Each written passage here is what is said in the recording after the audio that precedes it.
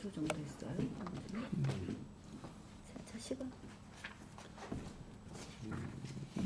아까 헬라이가 말했던 거 인간이 사회성을 가지는 것마저도 결국에는 개인의 그걸 내가 느낀 게 뭐냐면 나는 탈북자를 도와주는 게 굉장히 이타적인 거라고 초반엔 생각을 했던 거예요.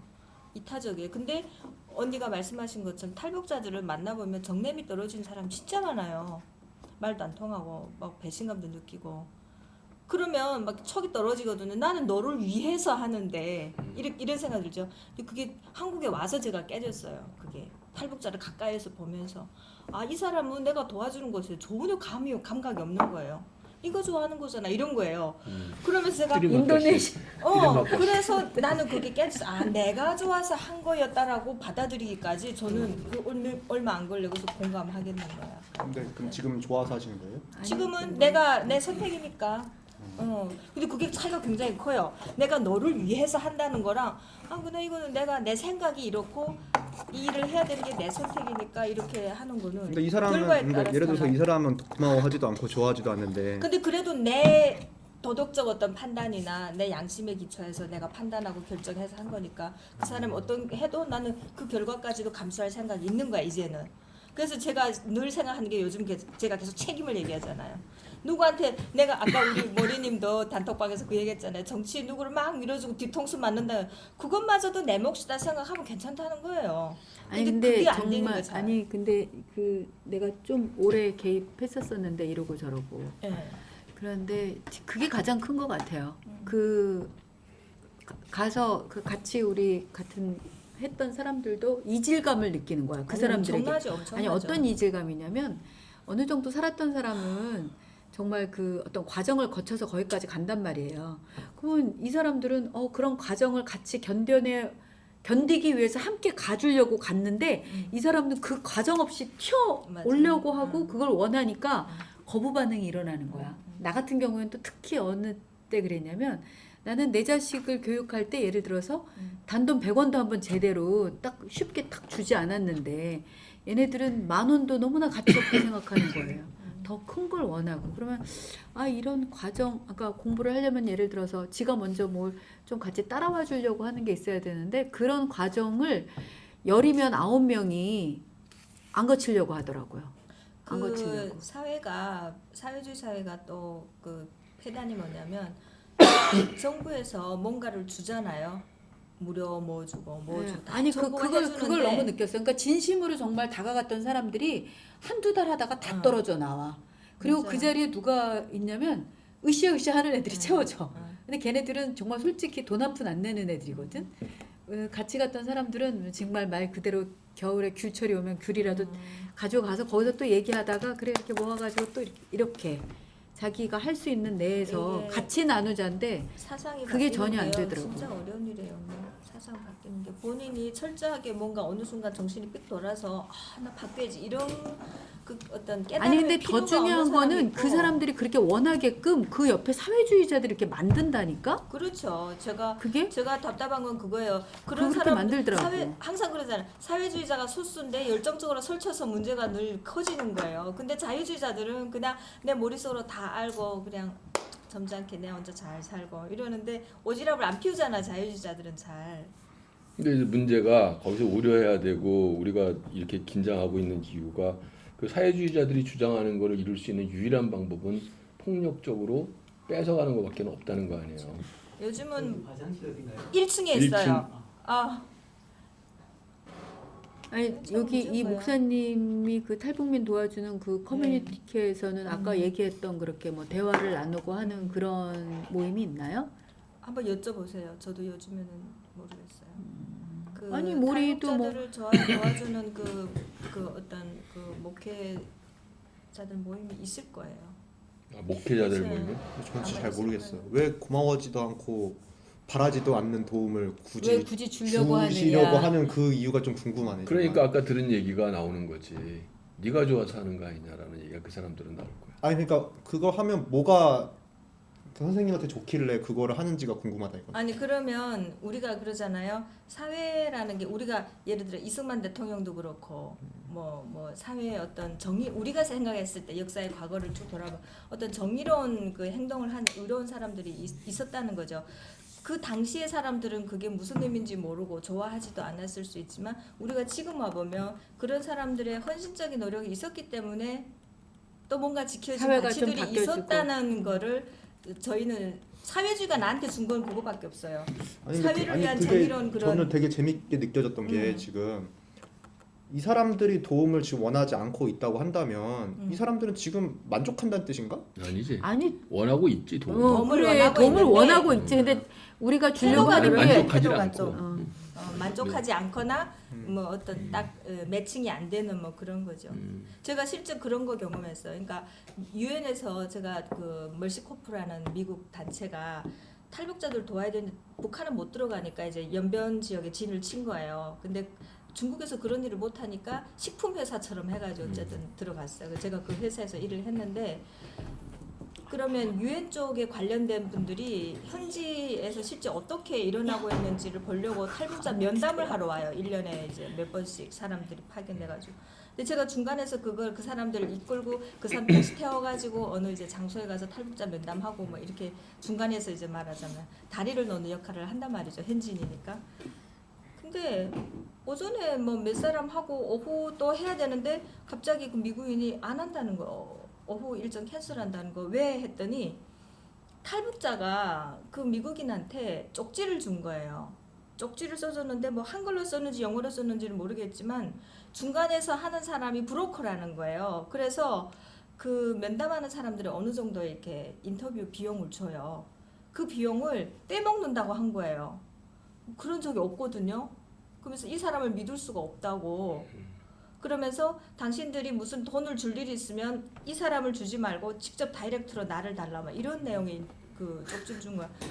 그러면 중간에서 일하는 사람들은 진이 빠져요. 그런 탈북자들이 많아요. 진짜 괘씸하네. 그러니까 그 사람은 어쩌면 자기가 받고 있는 게 이미 뛰어낸 거라고 생각했을 수 그렇죠. 있어요. 그리고 그런 사례들이 있었을 수 있는 거. 그래서 아까 얘기하는 게 신뢰가 없는 사회에서 산 거예요. 거기다 중국에 나오면 저는 그래서 탈북자들을 이해를 하면서도 중국 동포들하고 탈북자들 사이에 최근에 작년 9월 그때 막 엄청나게 갈등이 있었어요. 그 한송인가 하는 여자애가 나와가지고 자기 중국에서 당했던 얘기를 막 하면서 조선족들 죽일 놈들이라고. 근데 이게 전체를 싸잡아서 비난하기 시작하면 아까 리서비도 막 그런 얘기 했던데 그렇게 얘기하기 시작하면 정말 이게 소모적이거든요. 그러면 탈북자들이 여태까지 중국에서 그나마 목숨 부지하고 살 수 있었던 거는 중국 동포들이 암묵적으로 많이 도왔기 때문이에요. 근데 중국은 돕지 말라고 하니까 그걸 떠들 수 없었을 뿐이지 정말 중국 동포들이 많이 도와요. 친척이 있어서도 덥지만 그러니까. 그래도 홀벗고 밥 문 그럼, 두드리면 그럼. 한 주게 되지. 그렇지 재워주고 씻겨서 말이 먹이고 통하니까. 그러죠. 근데 그런 것들이 오래되다 보니까 중국 동포들도 지치는 거예요. 언제까지 도와야 되나? 특히 강변에 있는 분들이 그럼 안 도와준다고 나중에 살인도 하고 그래요.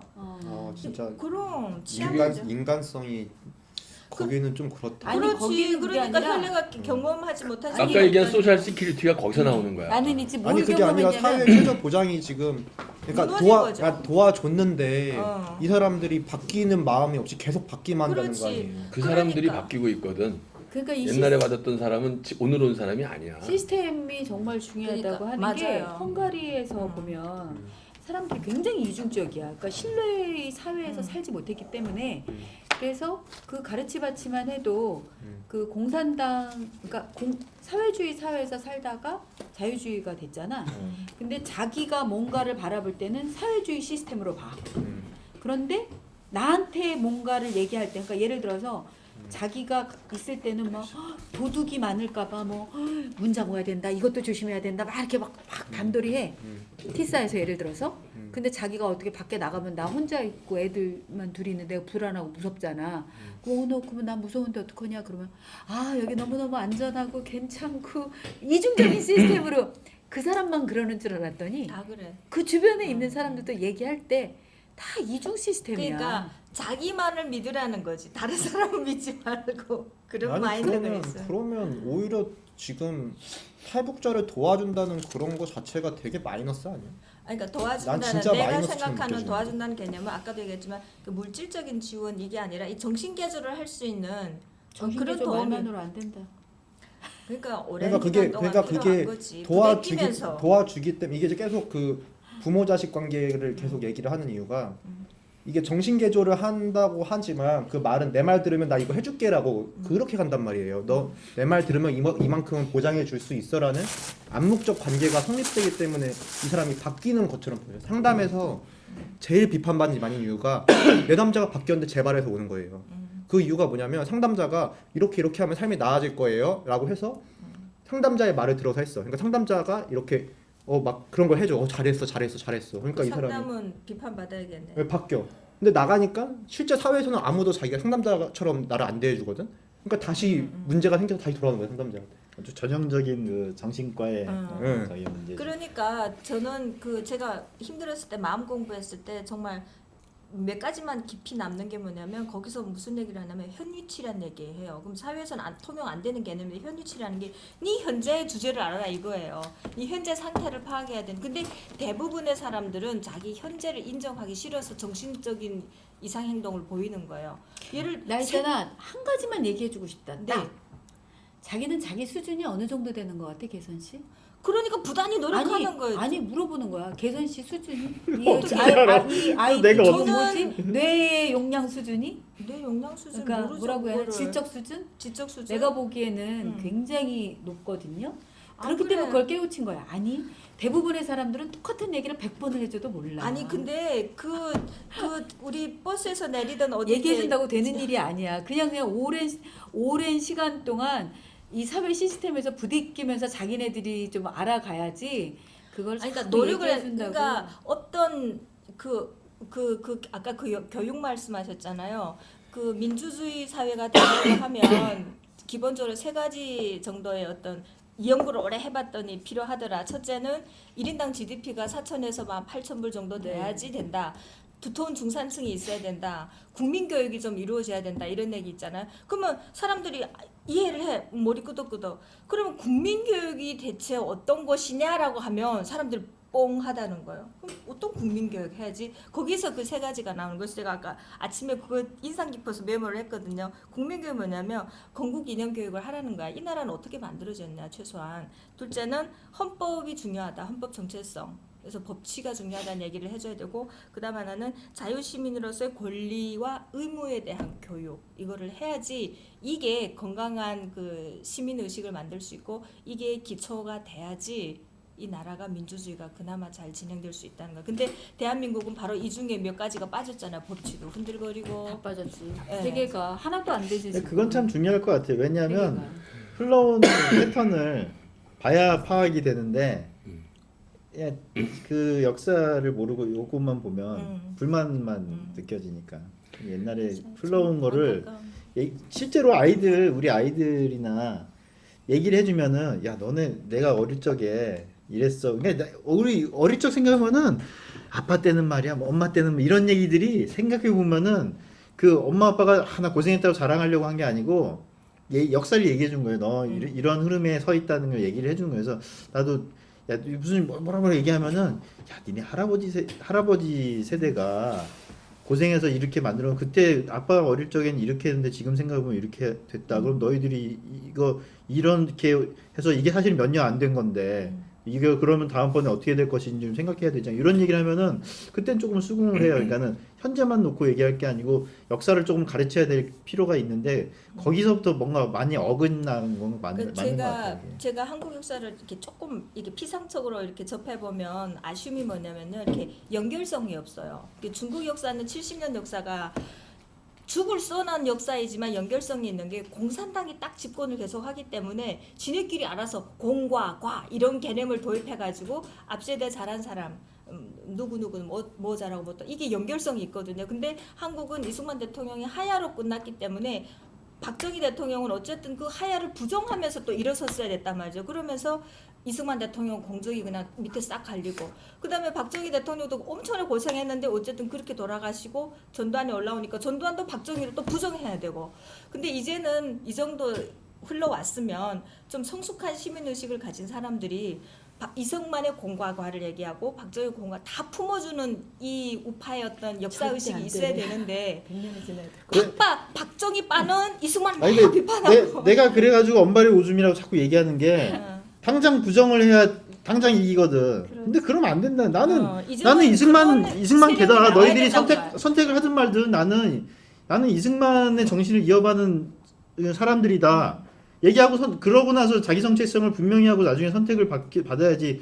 뭐 이게 이거 부정하고 저거 너무 부정하고 사람들이 진짜 지금 제일 유행하는 거 내 거라 그러고 너무 멀리 가는 거야. 그러면은 왜냐하면 그러면 자기 카드를 질 수밖에 없어 이게. 아니 그게 아니라 내가 아까 개선 씨 아이디어를 그거 뇌 용량 질적 용량을 왜 따졌냐면 똑똑하니까 그거 알아듣는다 그러잖아요. 역사를 얘기하기 전에 지금 어제 오늘의 그 뉴스조차도 안 믿잖아요.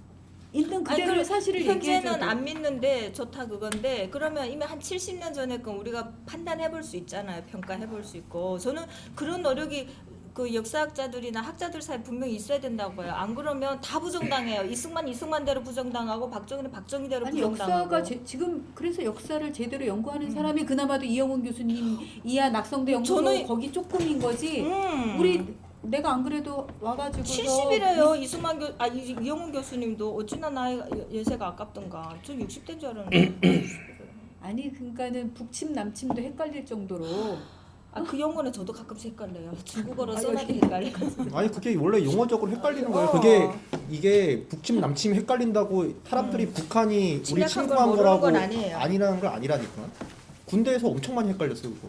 북한의 남침 이러면 되죠. 북한의 어. 남침. 그냥 그렇게 하면 되지. 근데 우리는 북침하니까 북한이 침략, 북침 이렇게 하든다니까. 나는 정말 저렇게 말하는 거 상상도 못 해봤어. 그 전 세대는 이게 남침이란 단어를 워낙 많이 썼기 때문에 그냥 남침하면 이렇게. 근데 그 후에는 전쟁 얘기가 별로 없었으니까 사람들이 이제 남침이란 단어를 많이 못 들어봤으니까 헷갈리지. 이게 주어가, 저는 중국어를 하니까 주어가 있고 이 주어가 어디를 침략했다 이렇게 방향이 가는 거야 사고가. 그러니까 우리나라 주어를 별로 안 써. 그러니까 북한이 남쪽을 침략했다 이렇게 이해가 되니까 나도 지금도 헷갈려 지금. 저도 그렇게 이해하고 있었어요. 북침 군대 맨날 가기 헷갈려. 전까지. 그래서 나는 북치남치 영어를 함부로 안 써요. 내가 잘못 말할 수 있다 생각을 하기 때문에. 그냥 북한의 남침하면 돼요. 북한의 남치. 우리 그 얘기 좀 해볼까요? 잠깐. 네. 우리 젊은 층들이 흑수저 논리 얘기하면서 패배감이 굉장히 우리 젊을 때보다 굉장히 팽배해 있잖아요. 유행처럼 제일 쿨한 제일 유행하는 표현처럼 흑수저.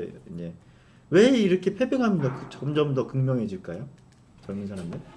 그거는 조장한 거예요. 저는 조장한 거라고 봐요. 언론이 조장하는 거. 언론이나 언론이 그 전교조. 아니면 전교조나 이 어떤 정치적 이해관계 있는 근데 사람들. 그게 조장이 잘 맥히는 뭔가 있지 않겠어요? 왜냐면은 그 아까 말씀하셨죠. 그 탈북자들이 남한에 가면은 잘 살 수 있거라는 그 환상을 갖게 된 게 드라마라고. TV에서 보게 되는 그 드라마의 환경들을 보면은 대부분의 잘 사는 사람들 하는 일 보이지도 않는데 그냥 잘 먹고 지내는 그런 모습들을 애들도 보고 있는데, 거기에 학교에서 선생님이 사회가 지금 왜곡되어 있어가지고 일부의 기득권 소수만 제대로 먹고 살고 나머지 사람들은 이렇게 피해 보고 있다라는 얘기를 할 때, 아이들은 당연히 자기가 그런 집에서 살고 있지 않으면은, 우리 가끔 드라마에 나오는 저택 그 회장님 댁 이런 데 들어가 그런 집에 사는 사람 없잖아요. 거의 다들 기껏해 아파트, 넓은 아파트에 있고. 그러니까 심지어 아주 잘 살고 있음에도 불구하고 자기네가 잘 살고 있다는 생각을 하는 애들이 거의 없는 거예요. 그러다 보니까 선생님 말이 맞고 사회는 잘못됐고, 그런 눈으로 자기 부모를 보니 이것도 또 못마땅한 거예요. 아니 나는 요즘 이런 생각을 했어. TV를 보면서. TV를 잘 저기는 하진 않지만 사람들은 누구나 다 뭐 아름다운 것은 아름답다고 하고 귀한 것은 누구나가 다 공통적으로 느끼잖아요. 그래서 어느 정도 인정을 해줘. 잘난 사람이 뭐 그러니까 예쁜 사람이 아니 그러니까 뭐 이건 좀 그런데 아무튼 잘난 사람이 어떤 잘난 행동을 하거나 거기에 걸맞는 대우를 받으면 당연히 그러리라고 인정을 해준다고. 근데 요즘은 그래서 어떤 드라마를 보든 그 안에서 각자 느끼는 게 있단 말이에요. 근데 요즘은 그 TV가 거의 예능 위주잖아요. 근데 그 예능에 나오는 사람들이 내가 보기에 잘난 사람이 거의 없어. 미안한데 이거 실명 거론 유재석님 같은 분들뿐만이 아니라 또 누구 있잖아. 또 연예인들, 연예인들 개그맨들 다 뭐 그렇죠. 있지. 그런 사람들이 전부 다 우리 같거나 우리보다 사실은 또 별로 그렇게 잘나 보이지 않는 사람들이 나와서 몇 마디 낄낄거리고 놀고 하는데 돈은 뭐 거금 받고 그 사람들이 뭐 쓰고 사용하는 건 너무 그 우리하고 괴리감 있게 사용한단 말이야. 그러니까 쟤네들도 하는데 뭐 나라고 못해? 그런 어떤 느낌, 거기에서 오는 뭐 소외감 내지는 뭐 패배감 내지는 뭐 기타 등등. 그러니까 비슷한 사람은 유유상종으로 비슷한 어떤 그런 데 있었으면은 그렇게 크게 위화감을 크게 느끼지 않는데, 비슷하고 꼭 내 손에 닿을 것만 같은 것들이 너무 나보다 더 위에 있으니까 거기에 따라서 뭔가 불평등을 느끼는 그런 생각들을 많이 갖게 되지 않나, 그런 생각하죠. 그리고 이제 이런 미디어가 발달, 핸드폰부터 시작해서 그 예전에는 손에 미치지 않는 것에 대해서는 사람들이 그렇게 커다란 욕망을 갖지 않거든요. 근데 이렇게 미디어가 발달을 하다 보니까 이거 나도 왠지 한 방 하면 될 것 같고, 거기에서 계속 얘기해 주잖아요. 너도 할 수 있어. 너도 이거 가질 수 있어. 너도 맛있는 거 먹을 수 있어. 네 주변에 뭐가 있다? 하고 알려주잖아. 그러니까 계속 할 수 없는 욕망을 자꾸 키워주는 거지. 그 앞장에 나온 그 얘기네요. 그 우리가 이제 계속된 성공 덕분에 그만큼 이제 당연하게 더 획득할 수 있을 거란 욕망이 더 커졌다는 얘기네요. 근데 어떤 면에서는 이건 왜곡이라고 들은 게, 어느 사회든지 이렇게 구조가 이렇게 피라미드, 이게 자연스러운 거 아니에요? 아니면 자연적인 분포를 봐도 그 대칭으로 이렇게 되는 건데, 이거는 아니고 요거죠 보통. 뭐 그렇게 네, 돼도 그죠. 어찌됐든 그러면은 대다수는 그 아래쪽에 있다고, 그 상부는 적다고. 근데 흑수저라는 게 그 아래쪽에 있는 사람들한테 이제 저기 어필하기 좋은 말인데, 근데 지금 사회가 이제 이렇게 돼 있다 그러면, 예를 들어 50년 항아리 전에도 모양. 이렇게 돼 있을 거거든요. 네. 근데 이때 잘 사는 사람들이 지금 밑에 여기보다도 사실은 잘 산다고. 근데 그 이야기는 안 하고, 지금 사회의 밑에 사람들한테 너는 밑에 있으니까 힘든 거다. 저기 잘 사는 사람 있지 않냐. 그러니까 그거는 어느 사회가 돼도 계속 그렇게 선동을 하면 그 넘어가는데, 그 안 넘어가려면 다른 저기 논리를 좀 갖고 있어야 돼. 개발- 근데 그런 건 있어요. 그 뭐지? 이제 과거에 삼성 취업한 사람하고 현대 일반 기업 취업한 사람 막 이런 사람 스펙을 비교하잖아요. 그러면 그 당시에는 뭐 그 시절 자체가 공부하기도 어려운 시절이고 해서 그 사람들이 그렇게 대우를 받는 거는 그 시대적 상황이지만, 어쨌든 1대1로 딱 비교를 하게 되면 공부량이 지금이 압도적으로 많단 말이에요. 그 스펙 쌓아놓은 것도 많고, 사실은 젊은 애들이 쟤네 별거 안 하고 살고 열심히 안 사는 것 같은데 하지만 대학교에서 먹고 살라고 하는 애들은 공부 진짜 열심히 한단 말이에요. 다 열심히 하고. 근데 취업이 안 되는 사람이 많은 거죠. 그런 사람들이 느낄 때 다 열심히 살고 이렇게 스펙도 과거 사람들에 비해서 열심히 쌓았는데 우리 때보다 열심히 살아가는. 나는 도저히 올라갈 길이 보이지가 않는다. 해봤자 공무원이나 아니면 뭐 대기업 가도 막 수두룩하게 잘리고 그러다 보니까 수저론이 그렇게 거지. 근데 나는 그게 좀 그 잘못한 게 뭐냐면, 물론 나는 그 사회에서 사람들을 일부 그러니까 그 부추기고 그 획책한 거에 대한 어떤 결과물이라는 생각을 많이 하는 게, 그러기도 하죠. 왜냐하면 봐봐, 우리 주변에도 그 예를 들어서 독일에 뭐 어떤 오케스트라나 어디에 자리를 잡으려고 취업을 하려고 하면 정말 내가 너무나 많이 보거든요. 1년에 최소 시험을 그러니까 같은 레벨이에요. 똑같은 레벨. 근데도 1년에 시험을 최소 20번 이상을 봐요. 다 떨어져. 그러니까는 예를 들어 이 A라고 하는 사람이 A의 실력을 가지고 있어요. A, B, C, D가 있다면 A의 실력을 가지고 있으면 그 사람들이 똑같이 A라는 그룹에 들어가기를 원하잖아요. 그런데 거기가 들어가기가 너무 힘들으니까 B, C조차도 못 들어가. 그런데도 불구하고 그냥 그걸 인정을 해. 그러니까 여기 운이라는 얘기 많이 나오잖아요. 하이에크에서. 그러니까 그런 거를 인정을 하고 또 부단히 그런 거를 시험을 어떻게라도 봐가지고 하려고 하는 거를 인정을 하는데 투덜거리기 전에 아 이거는 내가 뭐 어느 부분은 내가 열심히 해도 이거는 되지 않는 부분이 있구나 하고 그 사회에 사는 젊은이들은 그걸 인정을 하더라고요. 또는 근데 그 좌절을 겪어야 그걸 인정해요. 선진국 대부분이 네. 대부분 그런 논리에 빠져 있어요. 근데 우리나라만이 아니라 어떤 논리? 그 금수저 논리, 그러니까 패배감 같은 것들 이런 게 많이 팽배해 있긴 해 우리나라. 근데 그게 우리 또 비교하는 그 방향성이 좀 다른 음악계를 건데? 비교하다 보니까 이미 음악계는 음악은 더 완전 힘들지 않아? 가난한 사람들이 하는 클래식은 그게 아니잖아요. 아니지. 그렇지. 굉장히 빡빡하게 살지. 내가 얘기하고 싶은 건 여기 이거인 거야. 몇 번 하고 난 다음에 흑수저 뭐 하는 게 아니라 그냥 예를 들어서 그러니까 삶의 방향, 그러니까 목표가 없는 거지. 그러니까 음악하는 사람들 지금 내가 일부러 예를 들었는데 이 사람 수준은 A급이지만 자기가 거기에 닿을 수가 없어. 시험을 계속 보고 다니고 몇 년을 그렇게 보고 다녀도 그게 안 돼. 그러면 B나 C에 가더라도 내가 그냥 음악을 한다는 거에 만족을 하고 그 자리를 감사하게 받는단 말이에요. 근데 그러면서 그냥 살아. 근데 우리나라 사람들은 그렇게를 안 사는 거지. 자기가 어떻게 살고 싶다가 아니라 그 사회적인 경제적인 어떤 그 욕망에 따라서 이제 그게 바뀌는 거야. 살고자 하는 방향이 바뀌면서 이제 거기에서 뭐가 생기고 갈등이 생기고 일반화라고 생각이 들긴 해요. 근데 왜냐면 뭐 우리가 독일 여러 가지 전체를 측면이 본 게 있으니까. 아니니까. 근데 그 나는 이 하고 싶었던 얘기는 구장의 얘기가 그거거든요. 왜 그런 일이 우리 사회에서 지금 우리 젊을 때보다 지금 더 심해지고 있고 선진국이라고 하는 국가들에 더 심해지고 있느냐는 이 책에 보면은 국가가 보장을 챙길수록 국가가 뭔가 보장 제도를 만들고 보장을 챙길수록 안정된 그룹은 형성이 되는데 그 그룹 이외의 나머지들은 불안정성이 훨씬 높아진다는 거죠.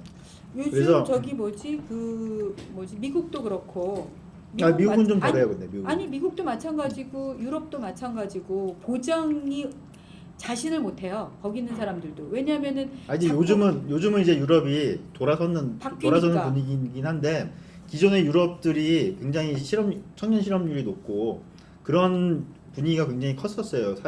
왜냐하면 유럽에서 그 당시에 유행하던 영화나 뭐 이런 것들 보면은 지금 우리 이거랑 굉장히 유사한 모습들이 많이 나와요. 그래서 아니 지금 흑수저 논리는 요즘이잖아요.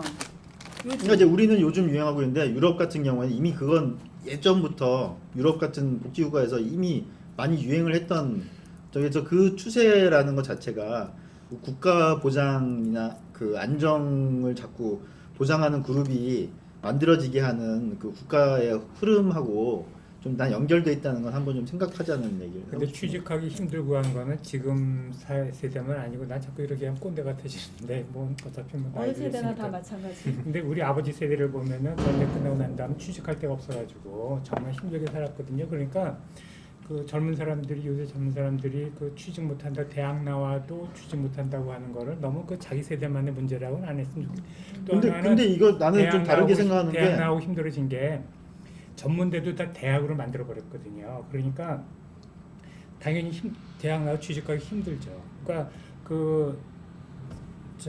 경제가 산업이 계속 발전했으면 취직할 때가 지금도 많이 기회가 생겼. 근데 박정희 이후로 그 새로 만드는 게 없으니까 취직할 때는 자꾸 줄어든다고. 그러니까 젊은 사람들이 속상하게 사회가 바뀌어간 건 맞는데 그렇다고 너무 투덜대지 않았으면 좋겠다. 아니 나는 여기 근데 우리나라가 이거 일을- 투덜의 문제가 아니고 우리는 그 시스템적인 그걸 찾자는 왜 아이들이 이런 거에 젊은 사람들이 투덜대게 되느냐. 나는 하고자 하는 얘기가 지금 일자리가 중소기업이나 이런 데 사람을 못 구해서 저런다고 하는데 젊은 친구들이 중소기업이나 이런 작은 이런 데 안 간단 말이에요.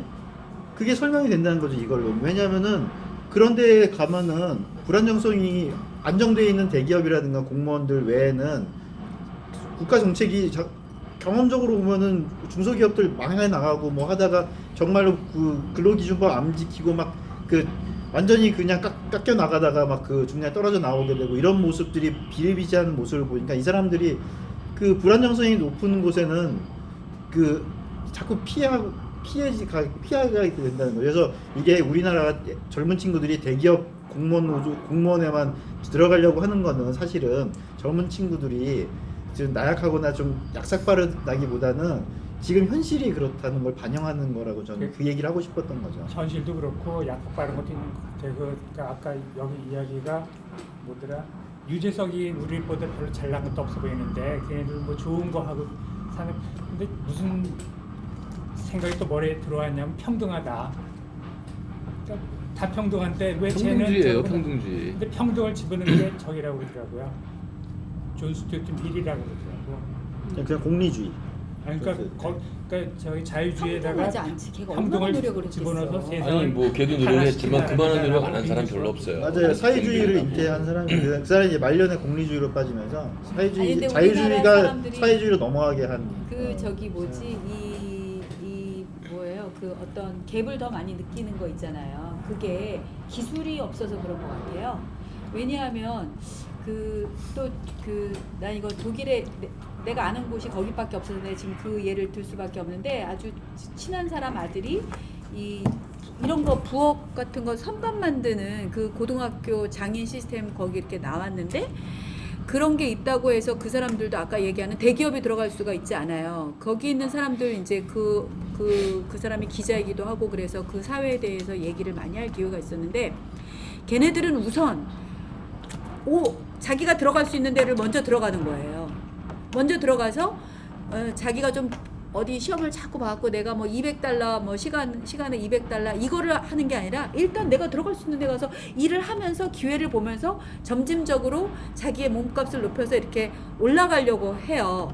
왜냐하면은 거기도 이렇게 딱 고정화된 게 없고 오히려 외국은 더 불안한 게 대기업이라고 하더라도 아무나 자를 수가 있어. 너 마음에 안 들어? 그러면은 자를 수 있는 그런 시스템이 굉장히 많이 돼 있대요. 그래서 대기업을 선호하기보다 자기가 할 수 있는 일을 선호하고 그거를 이렇게 해서 그 경험치를 누적시켜서 자기의 몸값을 높이려고 하는데 우리나라는 그렇게 하지 않고 안전을 보장한다는 이유로 대기업이나 이런 쪽으로만 처음부터 가려고 하니까 그냥 그 여러 가지 누수 현상이 일어나는 거죠. 그리고 본인도 중소기업하다 대기업 못 가니까 우리나라. 그러니까 맞아. 그게 잘못된 그거 것 같아. 내가 지금 딱 얘기 들으니까 이해가 간 게 어. 회사에서 못 자르니까 한 번 뽑을 때 젊은 사람을 뽑는 거예요. 그 사람 맞아요. 그것 때문에 구조적으로 그래서 정규직을 못 구조적으로 자르니까 거예요, 구조적으로. 그러니까 그런 구조적인 게 문제가 나서 이렇게 그 젊은 국가- 사람들이 들어와도 흑수저는 계속 흑수. 국가가 보장 정책을 시행하면 제일 먼저 적용되는 게 공무원이고 그다음에 대기업이거든요. 중소기업은 늦게 적용이 돼요. 회사가 망하는데 뭐. 그러니까 그리고 중소기업은 그게 보장 정책이 강요가 돼도 해외로 도망가지 않으면은 그걸 시행하면은 망할 정도로 지금 불안정하게 상태니까. 그래서 결론이 그 흑수저, 먼수저 그거는 우리나라의 시스템의 문제에서 기인하는 게 큰 거지. 만약에 그렇게 오픈된 사회였다면 이동의 자유가 있고 자기의 커리어를 정말 이렇게 쌓아가는 사람들이 대우를 받고 이런 거라면 자기가 A급인 거 충분히 알아요. 난 A급이야. 그래도 자기가 여러 가지 상황에 의해서 자기가 열심히 노력하는데도 안 되면 D부터 시작하는 거예요. D 시험 보면서 자꾸 이렇게 옮겨가잖아, 걔네들. 그렇게 할 수 있는 어떤 사회 시스템이 된다면 굳이 흑수저, 먼수저 이런 게 없어지고 알고 보면 될 것 같아요. 그래서 보장 정책을 반대하는 게 굉장히 맞아요. 좀 바닥부터 시작하려는 사람들을 위한 정책인데 그걸 이해를 못 받고 있으니까. 바닥부터 시작해야지 사람도 건강한 사회도 되지만 사람도 성숙해지고 나중에 근데 그래서 더더욱 우리나라가 전통적으로도 그렇고 학벌에 목을 매는 수밖에 없는 게 그러니까 학벌 사회가 깨지려면은 이런 시스템부터 바뀌어야 돼요. 이 사회 이런 시스템부터 자연스럽게 사다리가 형성이 되면 학벌이 중요하지 않게 되거든요. 제 이미 생각에. 학벌이 많이 밀리고 있어요. 옛날에는 서울대 나오면은 최소한 한 10년은 편하게 잘 살았대요. 서울대 나왔다는 이유만으로. 근데 요새는 서울대 나온 이유만으로 한 4년 5년을 버티기가 힘든 거예요. 사람이 많아지고 일자리가 줄어드니까. 실버 스푼이라는 얘기는 미국에도 있고 필리핀에도 있어요. 근데 어디에도 흑수저는 없어요. 근데 미국의 실버 스푼을 갖고 있는 타놨다라고 얘기 듣는 사람을 비난하는 사람이 거의 없어요. 그다음에 필리핀에서는 실버스푼 쟤는 실버스푼이라고 말할 때 걔는 감히 근접도 못해요. 완전히 이거는 완전히 딴 세계에 사는 사람이고 나랑은 그 다른 세상이기 때문에 필리핀에서는 대학 졸업하고 남자는 특히 일자리가 없어요. 근데 남자가 정규직 월급 받는 자리에 들어간 애들을 보면은 실버스푼이에요. 걔네들은 대부분이 뭐 학교에서 뭐 공대를 나왔건 의대를 나왔건 특별하게 그 공부를 아주 잘하지 않았으면은 대부분 부모가 소개해서 인턴십도 하고 취직 자리도 구해줘가지고 보험회사, 통신회사, 은행, 관광, 공무원 이런 쪽으로 가서 거기에 이제 일을 하고 하급직은 뭐 그냥 이리저리 뽑아가지고 중산층에서 들어가긴 하지만 그런데 이 실버스푼에 대한 그 저소득층 아예 일자리 없이 그냥 빈둥거려야만 되는 사람들의 불만이 거의 없어요. 그 불만을 그들은 심지어 나는 원래 이렇게 태어났기 때문에 쟤네들이랑 나랑은 다른 사람들이에요.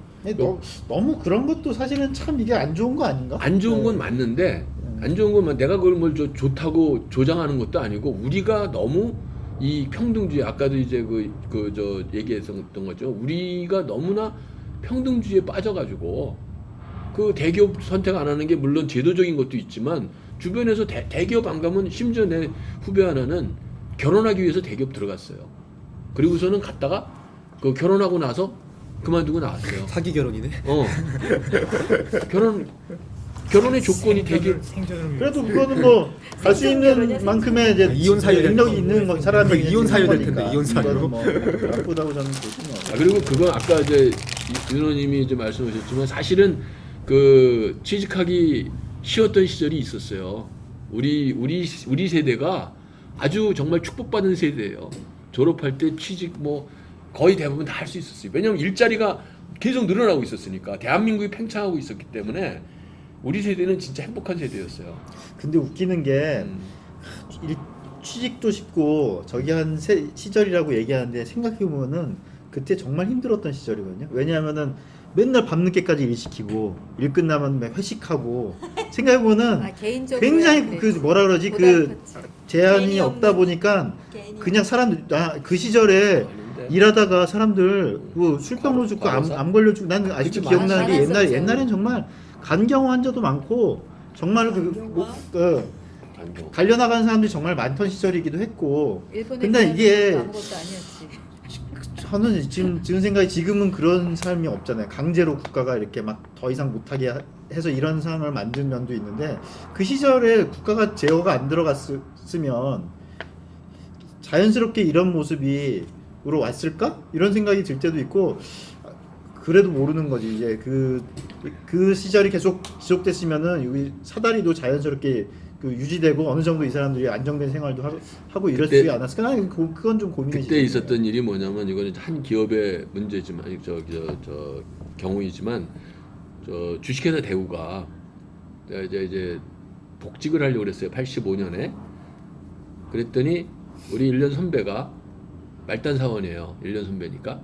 근데 그 양반이 제가 이제 사무실에 갔어요. 맨 앞줄에 앉아 있어요. 근데 바로 뒤는 대리, 그다음에 과장, 맨 뒤가 부장이에요, 거기에. 근데 형 어때 그랬더니 야, 뭐 20년 후에 나를 보는데 뭐 그러더라고. 그래서 뭔데 했더니 20년 후에 내 자리가 조기야.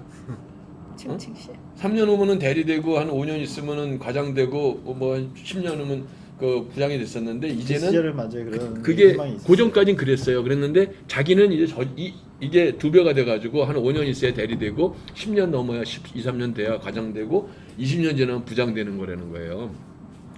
그 얘기 듣고 확 깨가지고 저는 돌아가질 않았어요 그때. 그리고 이제 그냥 나갔는데 그 당시에 우리 한국 사람들 나는 그렇게 고통받지 않았다고 생각해. 아주 재밌게들 지냈어요. 일하면서.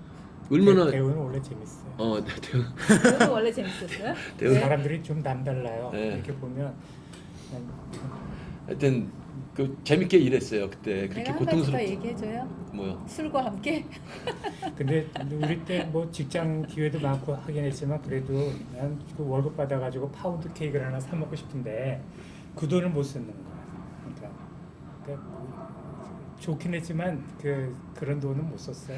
그 바탕이 그게 이제 폭발한 게 저는 이제 85년을 얘기했지만 88, 89, 90년이잖아요. 아마 그때 그때 세대 아니에요? 저는 91학번이니까. 91학번. 그러니까 저는 가장 그거를 경험을 폭발하던 그렇게 시기가 88, 89, 90이에요. 대한민국이 그 어떻게 보면 경제적인 성장의 뭐야 이 완전히 속도 그 뭐라 그러죠 이렇게 가속도. 아니, 근데 그런 건 궤도에 오른 게. 나는 느껴진 게 뭐냐면 88년 지나면서 나는 어린 시절에도 음. 질적 변화가 생겼다고 느낀 느꼈죠. 게 예. 문화라는 게 왜 네. 전에는 뭐 경제적으로 잘 살고 이런 거였는데 이게 문화라는 게 이렇게 바뀌었어요. 그러니까 사회의 어떤 그 태도나 사람들이 이제 태도자 이런 게 그 시절에 고등학교 88년 올림픽 이 굉장히 난 중요한 계기였다고는 생각이 되는 게 그 시절 갑자기 사람들이 질서를 지키고 찾기를 화장실도 달라지고. 그래서 야 이게 사회가 이게 저기 뭐 이렇게 되는 걸 생각하고 올림픽을 하자고 한 거였는지 모르겠지만 그거였어요. 올림픽 전후가 이렇게 다 바뀔 수가 있구나. 왜냐하면 난 또 그때 서울 변두리에 살았기 때문에 워낙 그 사람들의 살아가는 방식 자체가 바뀌는 걸 눈에 띄게 확 봤으니까. 그래서 도로도 바뀌고. 아니 근데 그 택시의 크기도 달라졌어. 그렇지. 아니, 그러니까 그 경제적인 그것 자체에서 사람들의 어떤 삶의 태도나 사고 방식이나 이런 게 많이 환경이 바뀐 거 바뀌었어요. 사람도 바뀐 거예요.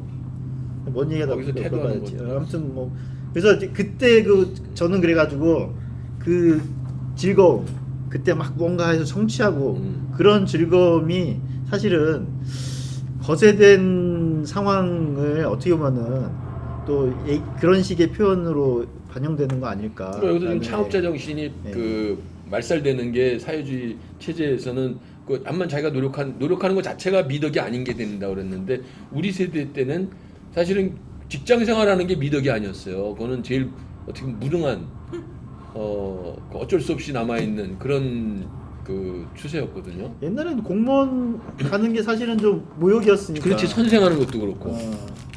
아니, 그때 목소리 쯤에서 힘나네. 즐겁게 산 회사 사람. 직원보다 부럽다. 증권사 증권사가 제일 잘 달라요. 여성 나온 직원이 월급이 훨씬 더 많았다고. 그래서 그런 적도 있었어요. 자, 우리 10장 이제 아직 안 들어가셨어요? 거기 얘기하고 있었잖아요. 우리 10장 그 얘기 할까요? 내가 정말 이건 너무 지겨운데 보수 쪽 사람들이 항상 갖고 있는 건데 누가 쥐느냐가 중요하다.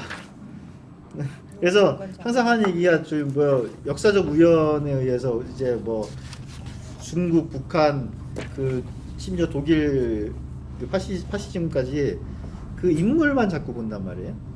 누가 그 우연이 어떻게 됐다, 그 사람이 그런 능력이 있어서 됐다 이런 얘기를 하는데 그게 과연 옳으냐? 어떤 누군가 인물에 의해서 이게 좌지우지되고 바뀌는 수가 있는 게 것이냐? 그 얘기가 이제 10장의 주요 쟁점인데요.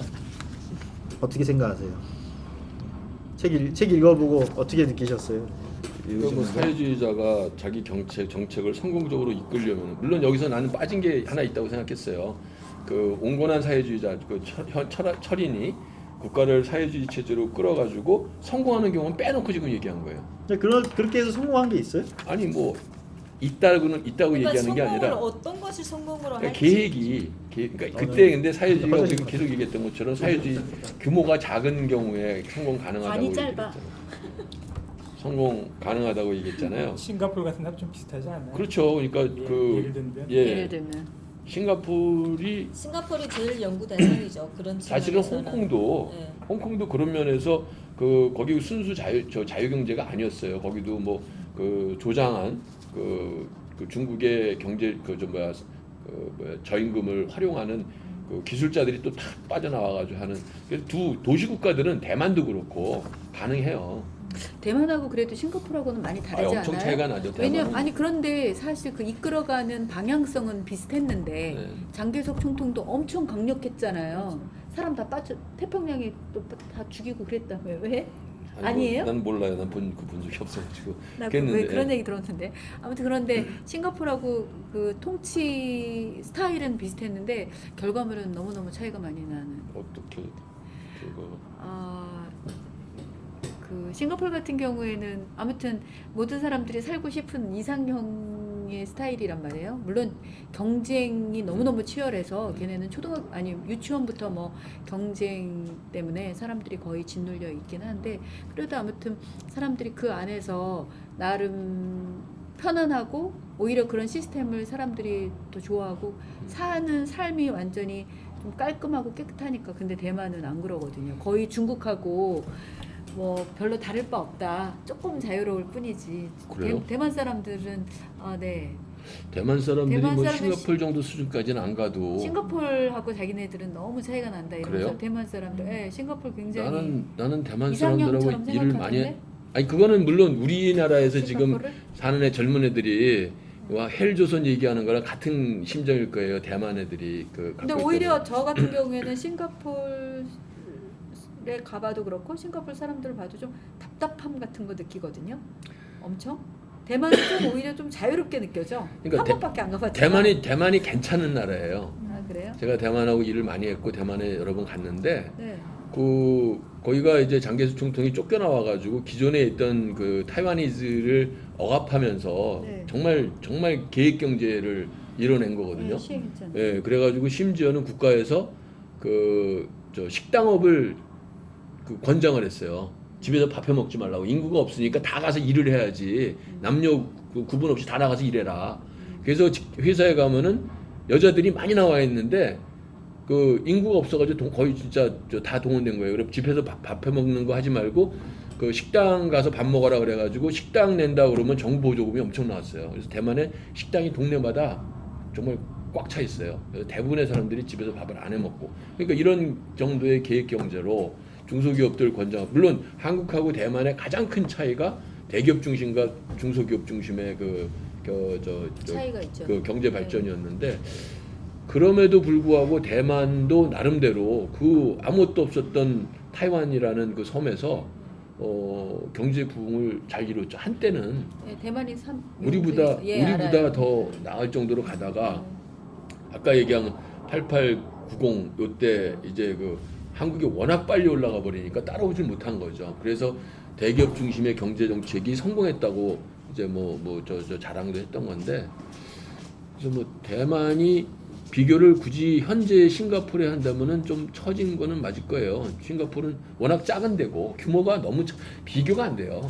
아니 그러고 물론 저기 자체가 달죠. 산업 자체가 싱가포르는 서비스 산업. 아니요, 싱가포르도 그 말레이시아 배우 공단을 해가지고 메이드 인 싱가포르이 무지 많아요. 아 그래요? 예, 그래서 산업 서비스 자체가 다른 건 줄 알았어요. 금융 서비스뿐 아니라 네. 제조업을 싱가포르에서 말레이시아 그 인근 산업단지로 해가지고 생산하던 게 말레이시아가 그걸 이제 뺏어가기 시작했죠.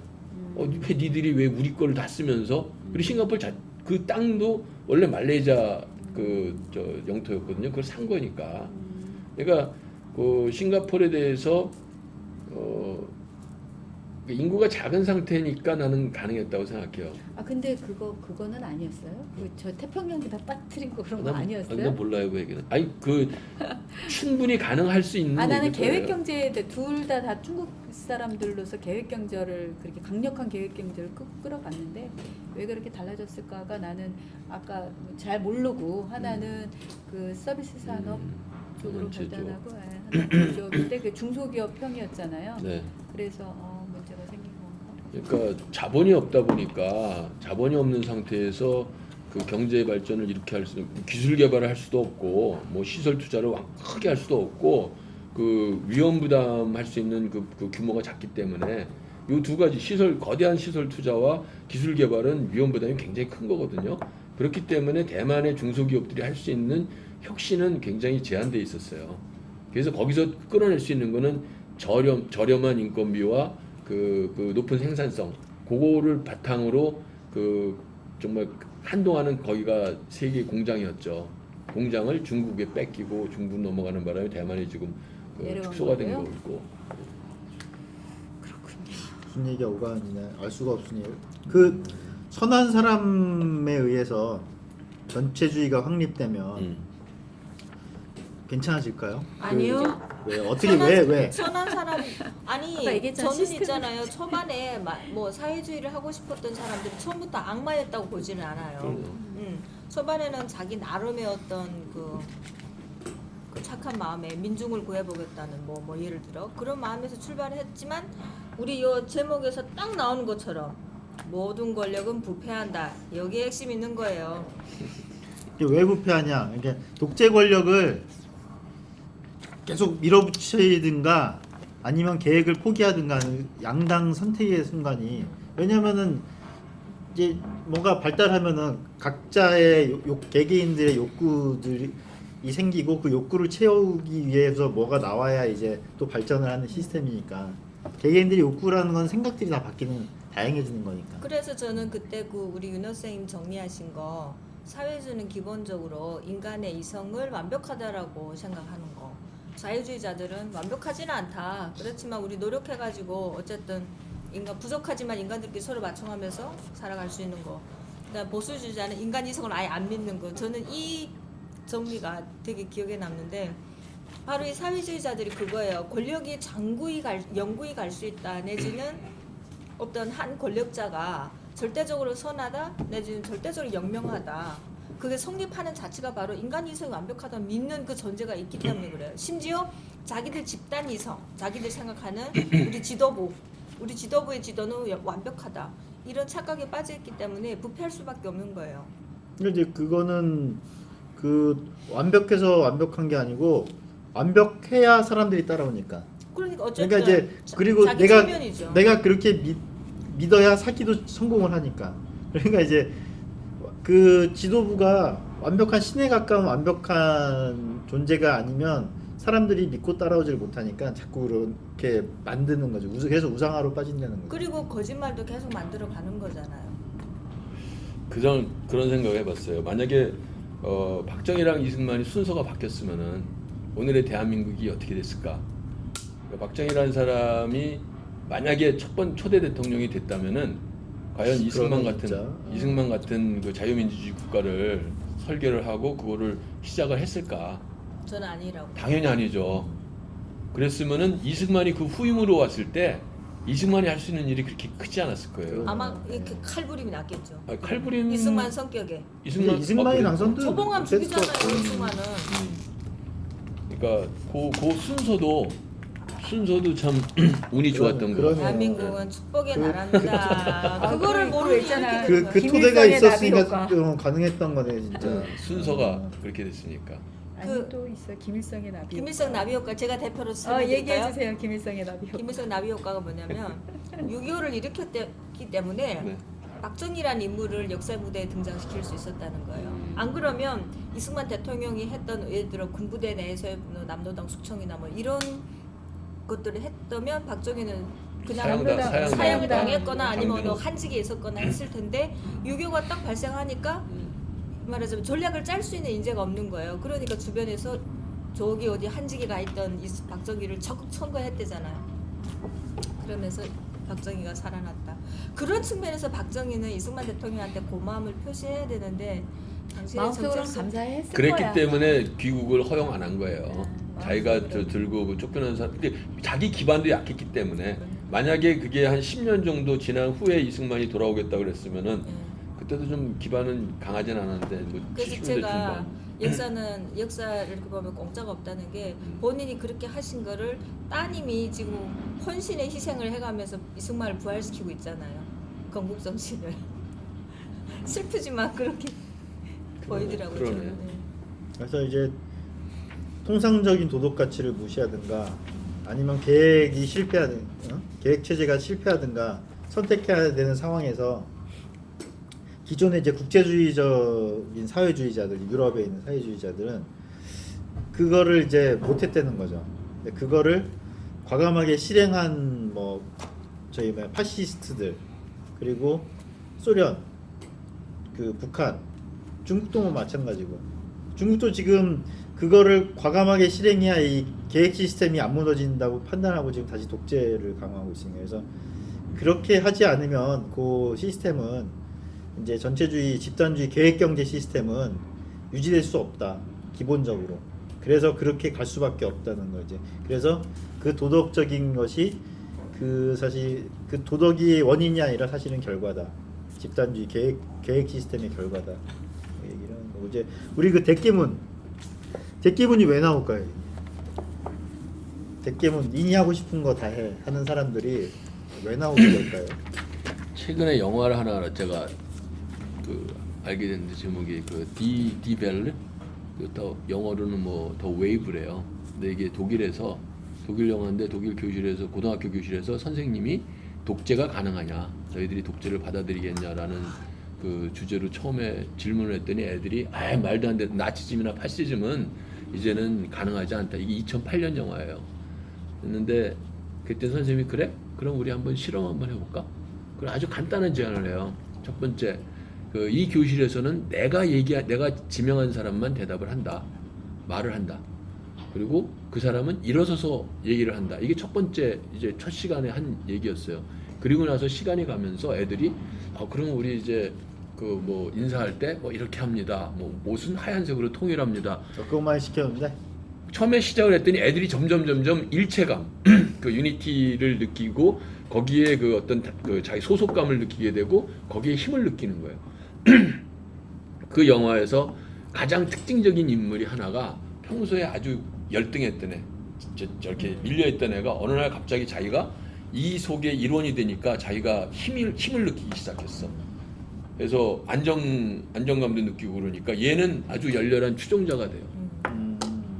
그리고 거기서 뭐 이런저런 제안들을 하잖아요. 구분도 하고 너는 우리가 아니니까 너 못 들어와. 그리고 그 중에 어떤 애는 그 흰 옷들 다 입고 오기로 했는데 다른 옷을 입고 와. 너는 그 배척당하고. 저는 그게 이제 그 대깨문에 그 대깨문들이 자기 스스로 다 할 수 있다면 대깨문 안 할 것 같아요. 나는 누구 팬클럽 이런 걸 난 못해요. 비겁한 다수가 되는 거예요. 그 집단에 속해 있는 예. 거예요. 나 같은 경우는 성격상 누구 암만 잘났어도 잘하고 있는 사람이 있으면 속으로는 부러워하고 뭐 나 이런. 공유 팬클럽이야. 아니 그 내가 아니잖아요. 응? 나는 그 팬클럽을 못해요. 성격상 몰래 점점 조금씩 이제 내가 그 이승만 학당도 가고 이러는 거 보면 조금씩 바뀐다는 느낌이 들기는 하는데, 그런데 그 대깨문들은 안 그런 것 같아요. 자기 스스로 자기가 문재인이 될 수 있다는 생각들을 안 하는 것 같고, 거의 문재인이 지금 뭐 옛날에 이효리 팬클럽인 거잖아요. 그런 거 아닌가 싶은데 그 영화는 나중에 저는 이 제목이 정말 머리를 빵 쳤어요. 공통분모를 작게 요구할수록 커지는 동질적 집단의 규모. 이건 거예요. 대깨문들. 거기 그러면 대깨문의 저 요구는 뭐가 된 거예요? 뭐 저기 좀 아주 이웃집 아저씨같이 편안하고 정직해 보이는 얼굴을 가진 사람이 뭔가 이 나라의 부조리를 적폐를 향해서 뭔가 쫙 청산해 줄 것 같고, 그러면 공평한 세상이 와서 나도 뭔가 대접받을 수 있을 것 같고, 그런 환상에 빠져 있는 거죠. 제가 볼 때는 그래요. 가장 작은 그 분모가 저거 같은데요. 나는 사람이다. 그 사람이 먼저다 이거. 그러네, 사람이 먼저다네 진짜. 광주에 가면 그 용인시인데 거기 이렇게 사람 뭐라 썼더라? 사람 위한 용인인가 뭐 그러니까 사람을 내세우는 게 분모를 참 어필하잖아요. 그거네. 네 맞아요. 그러네 진짜. 나는 이거 물어보고 싶어요. 전체의 선, 전체에서 공동선. 네, 공동선 왜? 집단의 목표가 목적이 뭘 될 때. 물어봐요? 제가 아까 얘기한 그 제목 밑에 보면 이런 말이 있어요. 전체주의 체제가 모든 사람들에게 강요될 수 있는지 그 가능성은 지도자가 먼저 자기 주변에 전체주의적 규율을 자발적으로 감수하고 이를 나머지 다른 사람에게 강제로 부과시킨 집단을 모으는 데 달려있다. 근데 지금 우리가 그 조금 깨있는 사람은 조국이나 뭐 이런 그 좌파 지식인이라고 하는, 예를 들어 좌파 어떤 리더라고 하는 사람들이 저지른 부패에 막 화를 내지만 대깨문들은 절대 그것에서 잘 못 깨어나오는 이유가 초반에 이 작업이 됐던 거예요. 저 사람은 정의로운 사람이야. 저 사람은 참 우리 정의를 위해서 뭔가 대변해 줄 수 있는 아주 훌륭한 인격을 가지고 실천을 그렇게 해온 사람이야. 산호맹, 조국 산호맹 그런 게 다 그런 일환인 거예요. 그러니까 세팅이 딱 된 거예요 머릿속에. 저 지도자는 절대 우리를 배신할 수가 없어. 안 그럴 거야. 그러니까 다 여론 조작한 거야. 지금도 있잖아요. 저 전라도에는요. 조국이 뭐 그 학력 무슨 뭘 위조했다. 자녀들 그거 위조했다. 이거를 안 믿는 사람이 되게 많대요. 심지어 우리 아저씨가 만나는 사람 의사들인데 의사들도 안 믿는데. 그래서 내가 아이고 막 심지어는 이제 우리 그 동네 공부자리도 아줌마들도 안 믿어요. 조국 안 됐다고. 조국이 자기 자식은 저긴데 그게- 수험생인데. 그게 청와대가 공소사 그 뭐야 수사 내용 기소들. 공표 못하게 한 네. 효과예요. 언론이 지금 그 동조하지 않고 있고 이 사람들은 뉴스에 그렇게 안 나오니까 그게 사실이 아니라고 생각을 하는 거예요. 아니 근데 언론이 얻는 이익이 뭐예요? 언론이 얻는 이익이 자기 권력 유지, 그러죠. 자기 권력 유지. 아니, 근데 조선일보 언론이 같은 경우에 언론이 그런데 지금 아니 그쪽이 만약에 이게 바뀌잖아요. 네. 바뀌게 되면은 그 동안에 자기네들이 그 뭐 엄한 사람 잡은 역할을 한 그 언론에 대한 질타 내지는 사람들이 이제 점점 그러니까 바꿀 거 아니에요. 더더욱이나 바뀌면 안 되죠, 걔네들은. 그래서 지켜야 되죠. 그리고 바뀌어도 아니 근데 언론, 중요한 건 사회주의가 언론을 되는 이용해야 되기 때문에 응. 잘 그래 그래도 다음부터 그러지 마 그러고 이제 또 그만큼 또 살려준다고. 옛날에- 그만큼 또 열심히 빨 거니까 이제 아니 자기 한 죄가 사회주의가 있으니까. 되면은 언론도 안 좋을 것 같은데. 보험을 들어놓잖아요. 그러니까 홍석현이가 JTBC 있고 그다음에 가끔은 중앙일보에서 까고 양쪽에서 하고 조선일보도 누구야 저기 김순덕이 있고 또 누구 있고 김대중 있고. 김대중 있고 김대중도 좀 이상하지만 그러니까 그 양쪽 다 어느 만큼 아, 보험을 난 들어놓죠. 언론을 이해를 못하겠어. 언론이 그렇게 해가지고 무슨 언론사를 압박할 때 항상 뭐 세무조사 뭐 이런 게 들어가고 하면 언론사가 제일 벌벌 떤다고 하더라고요. 그러니까 그러니까 박근혜가 자기 이해하기 때문에 다들 그러는 거예요. 조선일보한테 공격당한 가장 큰 이유가 집권 후에 조선일보의 말을 안 들었기 때문이래요. 맞아요. 조선일보가 밀어주는 사람 끌어다 쓰고 이러지 않고 박근혜 그 독자적인 판단에 의해서 아 조선일보가 김무성이랑 뭐 어쩌고 저쩌고 연관돼 있었던 거 그러니까 아니야? 나중 얘기고. 무슨 나중 얘기야? 뭐 다 그게 그 얘기예요. 근데 그게 그거 뭐예요? 슬퍼할 필요 없을 것 같아요. 우리나라만 그런 게 아니라 다 미국도 그렇죠. 그럼. 다 그렇죠. 미국이 더 심하죠 난 요즘. 왜 처음에 트럼프가 트위터질이나 하고 그런 줄 알았거든요. 대통령 개판을 뽑아서 생각했는데 그러니까 아니더라고요. 언론을 믿을 수가 없어서 직접 자기가 자기 의사를 발표를 한다 이거죠. 트위터에. 근데 제일로 이 상에서 이거 10장 읽으면 제가 정말로 공감했던 게 여기에서 우려한 대로 사회주의가 다 요 착착착착 요대로 한 진행이 거잖아요. 되고 있죠. 네. 그렇게 한 거고 그 독일의 사람들이 그런 얘기 글이 떠돌았던데 처음에 유태인이 끌어갈 때 나는 침묵하고 있었다. 노동당 끌어갈 때 나 침묵하고 있었다. 옆집 사람 끌어갈 때 침묵. 그런 얘기들이 한 번씩 네. 나오잖아. 한국 사람 지금 딱 그 처지예요. 지금 맞아요.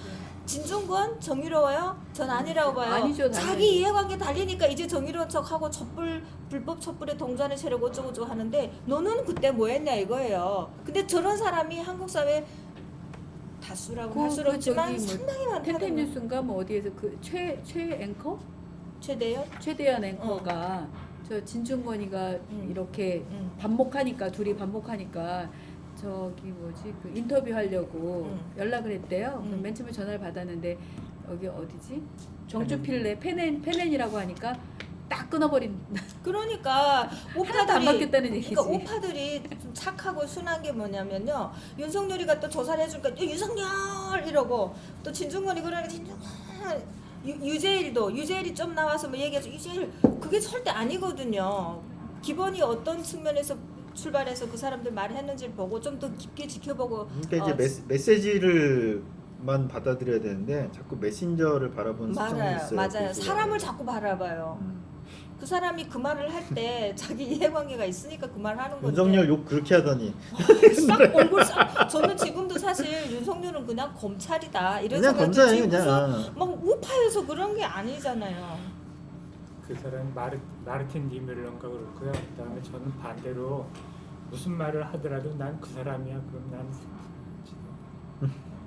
그러니까 그 입에서 무슨 듣기 좋은 말이 나오더라도 난 그 찍어놓은 사람이면 아니 난 저기 안 쳐다보려고 그래. 그러니까 행동을 봐야 되는데 이렇게 말을 너무 쉽게 믿고 또 말 잘하면 막 출마하라고 막 주변에서 그러고 지금 너 우리 정치하라고 그러고 공화 얘기했던 그 사람 박형준? 박형준 씨 요즘 깐 거 보니까 뭐 전직이 너무 화려하던데 완전 좌파던데요. 네. 공화가 아니라 네. 그 사람들이 주장한 게 근데 좌익. 그 박형준도 좌익이었더라고요 보니까. 아니 그러니까 그 요즘 완전 전 예전 했던 거 까고 그래서 보니까 여기서 완전 나온 좌파던데. 그 말이 그거예요. 저는 그 우리 목사님도 잘 공감하시겠지만 그 김희영 씨가 항상 비판했던 거 그 전향한 사람들이 그 실제 면모가 어떻다면 그게 이렇게 떠오르는 게 뭐냐면 그러면 좀 품위가 있고 이런 사람들이 집권해가지고 사회주의식으로 하면 괜찮냐?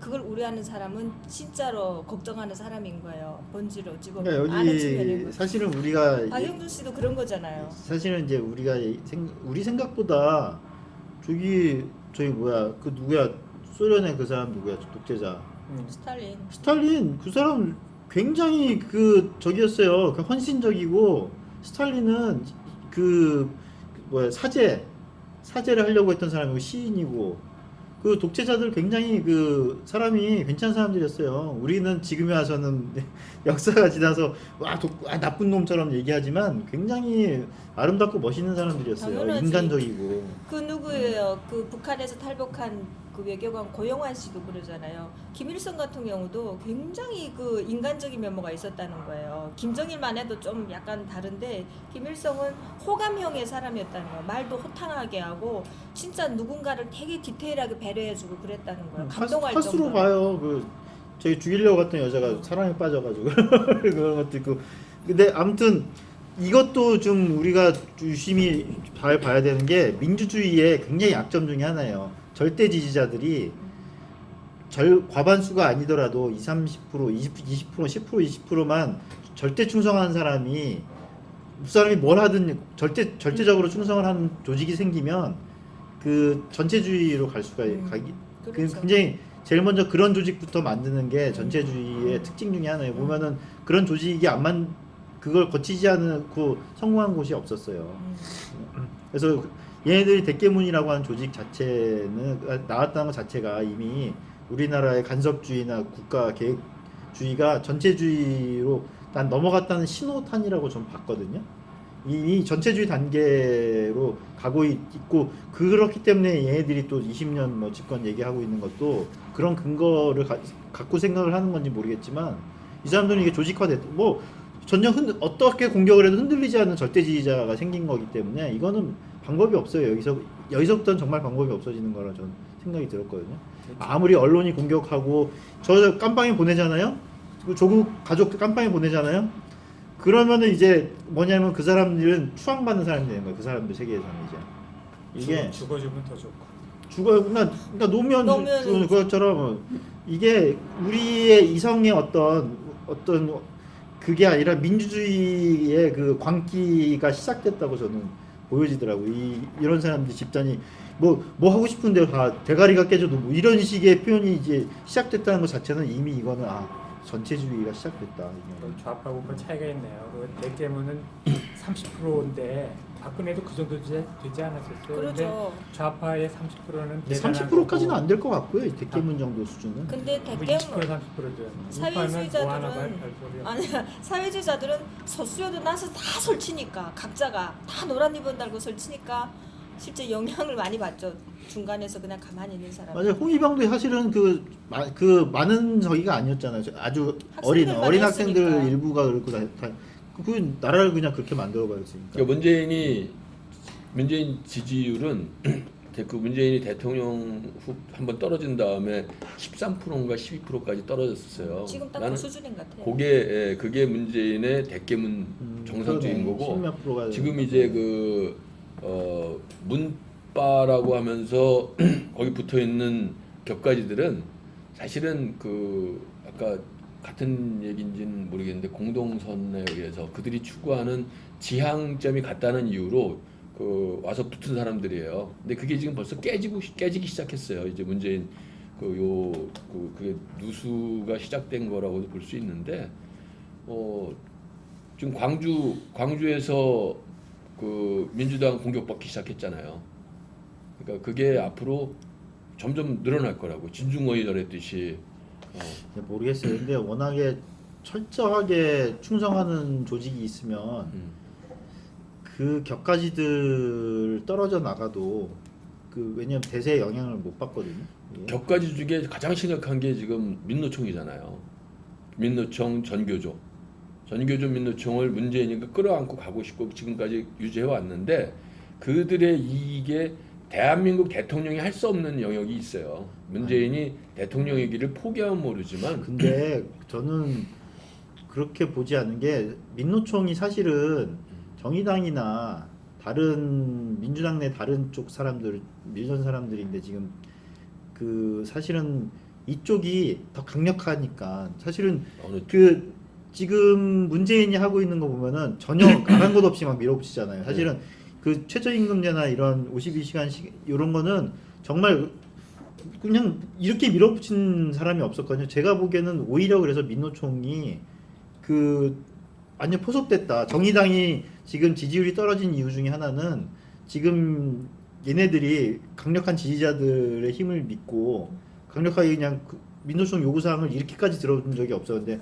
이게 해낸 거는 정말 민노총을 정의당에서 이쪽으로 갈아타게 만든 굉장히 중요한 계기가 됐다고 저는 보거든요. 그래서 정의당이 힘을 잃었다고 저는 생각을 하고 있고요. 그래서 이거는 참 브레이크 걸기가 힘들 정도. 왜냐하면 이렇게 됐는데도 브레이크가 안 걸리면 이번 총선 때 브레이크가 안 걸리면 정말 앞으로 브레이크 걸리기 참 힘들겠다는 생각이 좀 들어요 저는. 그래요. 그리고 왜 혐오? 이 사람들은 왜 혐오를 자꾸 쉬우니까. 편가르기 쉽잖아요. 그래서 전선이 딱 형성이 되잖아요. 그래서 이제 좋아하는 거는 취향이 다를 수 있지만 싫어하는 거는 공통 분모가 많을 수 있으니까. 그래서 혐오를 먹고 살 수밖에 없는 어떤. 그래서 자기 공통 부분을 자꾸 높이기 위한 부분들이. 그리고 제가 좋아하는 영어 표현 하나가요. Anger is contagious라는 얘기가 있어요. 분노는 전염되기 때문에 내가 좋아하는 사람이 있으면은 그거는 공감돼. 지금 이제 같은 얘기인데 누구를 미워하기 시작하고 옆에서 웃었으면 미움 감정이 전혀 없던 사람도 거기에 그냥 동조해서 같이 따라가게 돼. 그러니까 그 대중 선동의 그 분노와 혐오가. 근데 좌파 어쨌든 이 자유진영에서는 그런 발상 자체를 거부하는 사람들이 자유진영이니까 이거 못하는 거예요. 그걸 그러니까 싫어하니까. 힘든 거예요. 저들하고 싸움이. 그러니까 이승만 대통령처럼 그 미치광이 소리를 들으면서 내가 총대매만 하고 하는 사람이 나서면 몰라. 안종범 요즘에 보면 안종범 같은 그건 내 미친놈이다 어찔래 이런 사람 아니면 저들하고 싸워서 어떻게. 그러니까 그걸 모르겠어요. 지금 우리가 적화되지 않은 그 굉장히 여러 가지 요인 중에 하나로 그 서북 청년회를 얘기를 하는데 굉장히 공감이 가더라고요. 그래서 그런 집단이 나와야 되는 상황인 건가? 뭐 이런 생각이 들 때도 있고 지금 이 정도까지 됐을 정도에는 왜냐하면 백개문대 저렇게 이제 굉장히 폭력성이거든요. 저 사람들은 그 인터넷상에서도 그렇고 어떻게 건드리기 힘들 정도의 어떤 그런 모습이면 이걸 폭력적으로 이렇게 대항하는 무언가가 안티테제가 생겨야 전대협이 되는 어저께 건가? 선언하지 않았어요? 전대협이 깜빵에 우리가 가겠다 이러면서 아주 강력하게. 제가 느끼기에 몸으로 나서지는 않았지만 물리적으로 일베에서 활동하는 애들이 약간 그런 성향이 확실하잖아요. 거의 저희가 근데 일베가 어떻게 보면은 거기에서 시작되는 그런 좀 거친 그 저기가 지금 우리가 사실은 이승만이나 반일 종족주의 이런 거에 대한 거가 재조명이 된 거는 일베 같은 데서 그냥 막 떠드는 거예요. 그래도 이승만 각하, 박정희 각하, 원조 각하 막 이렇게 얘기한 게 어떻게 보면은 이쪽에서 이렇게 떠든 덕분에 욕을 사람들이 아이 새끼들 욕하더라도 받아들여지게 된 거예요. 어떻게 보면 그런 그렇게 좀 그런 안티테제 같은 건 조직들이 더 꼴통 같은 조직이 더 생겨야 되는 건가? 그게 지금 이제 변곡점으로 가고 있다고요. 생긴다고 안 해도 생길 거예요. 시장 수요가 있으니까. 형성이 되고 있어요. 그리고 서북청년단 얘기를 했는데 서북청년단의 그 동기는 결국은 자기들이 체험한 그 공산당의 그 실상과 그 악랄함을 그 분노를 간직했기 때문에 가능한 거거든요. 그러니까 지금 우리한테는 그런 분노가 축적될 시간이 필요한 거예요. 그게 생겨야 그 저항도 하게 되고 진짜 싸우지. 안 그러면은 다들 피해서 도망가잖아요. 슬슬 아유 그래 넌 떠들어라 난 귀찮다. 응? 뭐 똥이 더러워서 아니 무서워서 피하냐 더러워서 피한다 이러고 하는데 거기에 분노가 들어. 그러니까 진중권이가 그 분노를 먼저 경험한 거예요. 우리보다 먼저 가까이 있었기 때문에. 그 사람은 알고도 그렇게 오랫동안 참았던 것 같아요. 그놈이야. 글 싸지르는 거 보면은 모르는 내가 애가 아니라니까 걔 지력적으로. 어마어마하게 쌓였던 거예요. 근데 그 분노가 그 나치즘을 만드는 분노가 아니냐 이거죠.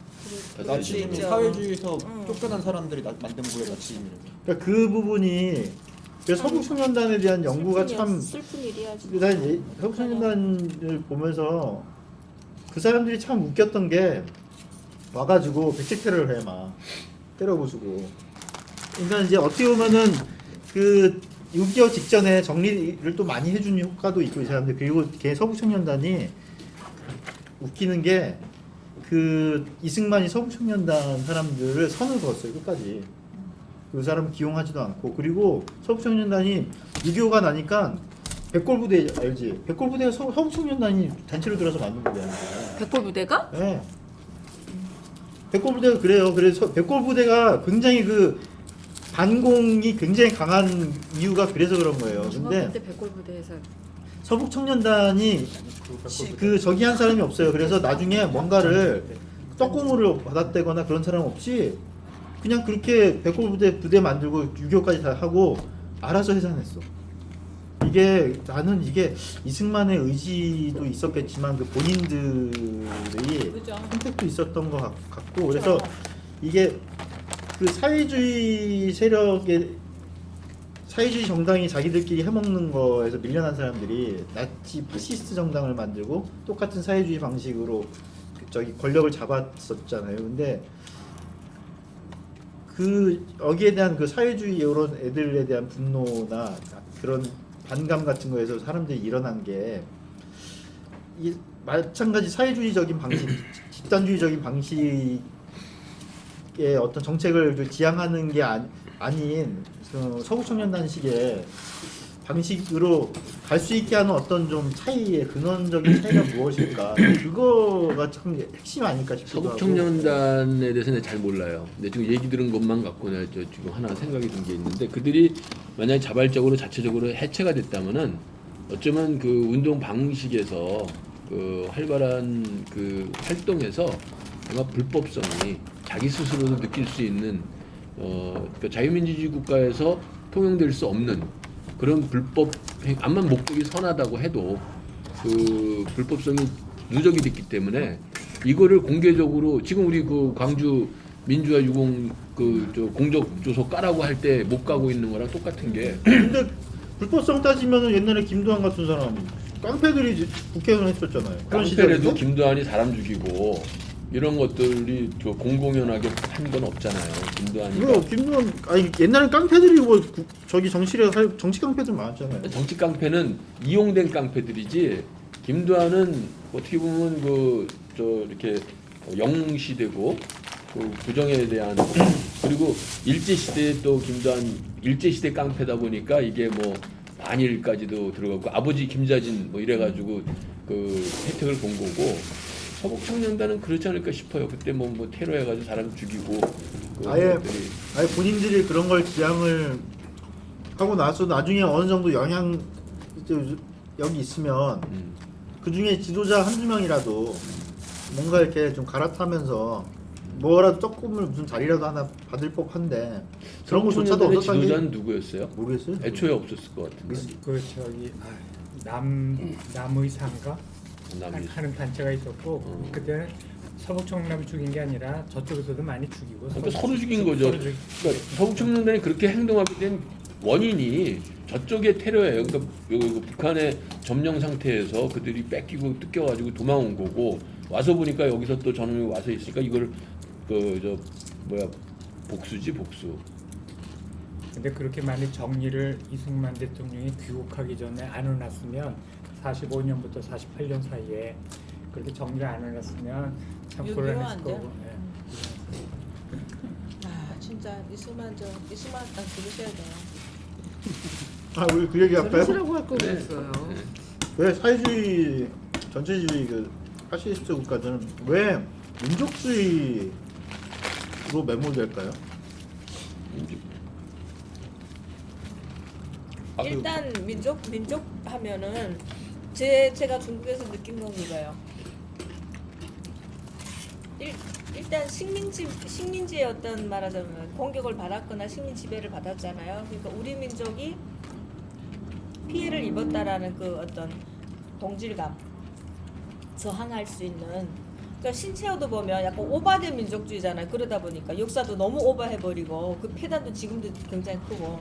근데 중국도 그런 식으로 민족의 어떤 힘을 규합하려고 하는 그런 게 있고 그렇게 시작을 하다 보니까 건국한 이후에는 자꾸 이거 민족주의만 하면 이거 걷잡을 수 없는 거예요. 왜냐하면 민족이 다 다양하니까 중국은 특히. 그래서 나중에는 민족적인 요소를 좀 배제를 해요. 근데 그렇게 배제를 하고 보니까 또 어떻게 국가를 규합할 수 있는 힘이 또 모자란 거예요. 그러니까 반일도 한 번씩 중국 민족이라는 신화를 만들어야지 그죠. 않았어요? 중화민족이잖아요. 네, 중화민족이라는. 그렇게 만들어서 이제는 반일도 하고 반미도 하고 그렇게 하는 거예요. 그러니까 어떤 국민의 정서를 그나마 큰 범위에서 규합할 수 있는 개념이라고 보는 것 같아요. 궁금한 게 있는데요. 독재자들. 네. 계단 씨는 그 중국에 있을 때 만주족이라는 거에 대해서 어떻게 생각했어요? 불쌍하게 생각했죠. 만주족을 만주족을 불쌍하게 불쌍하게 생각- 만주족을 뭐로 봤어요? 그러니까 만주족은요. 저 만주족입니다 하기 전까지는 만주족인 걸 몰라요. 왜냐면 언어를 이제는 다 중국인처럼 쓰니까. 그리고 그 만주족 중에서도 약간 상위 계층에 있었던 사람은 자기들 그 이름을 그대로 써요. 그 청나라 때 뭐 아이신주엘로 뭐 이렇게 긴 이름을 써요. 근데 그게 아닌 보통 사람은 중국식으로 다 개명을 했어요. 근데 제가 만주족을 좀 안쓰럽게 생각했던 게 뭐냐면 만주족이 청나라 그 저기였는데. 그러니까. 근데 불과 몇백 년 안 됐는데 그 자금성에 가면 다 만주어로 쓴 그 뭐 현판들이고 그리고 있잖아요. 만주족 애들은 보고 모를 거 아니에요. 만주족 애들은 내가 만주족입니다 하면서도 가서 그 글씨를 못 읽을 거 아니에요. 이미 단절이 됐으니까.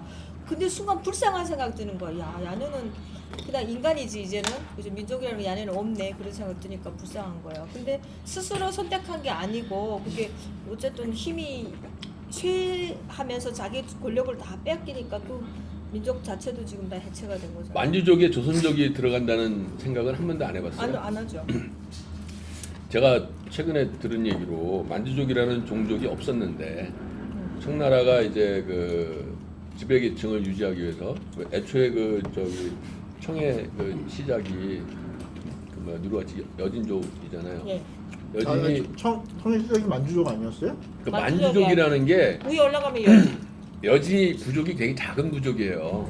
인구가 우리나라 50만 명뿐이 안 되는 작은 부족이 그 당시에도 이미 저 중원은 1억이 넘는 1억 5천이라는 얘기도 있고 그런 규모의 그 국가를 공격해서 점령을 한 거예요.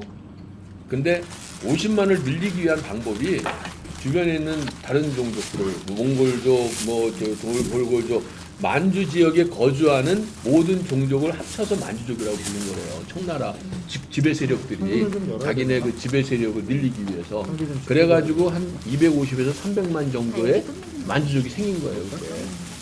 그러니까 아까 말씀하신 만주어를 모르는 사람들은 그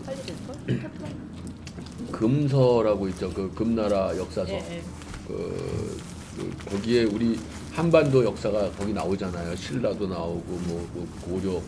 우리 역사에선 지워진 고대사가 그 금서에 나와요. 왜냐하면 금의 왕이 처음에 그 왕이 신라 자기는 김씨라고 그러니까 자기가 신라의 후예라고. 또 고대사 가는구나. 그래서 지금 나는 그래서 만주족을 얘기를 하니까 네. 만주 그 얘기를 하니까 만주족이라는 그 종족은 애초에 없던 게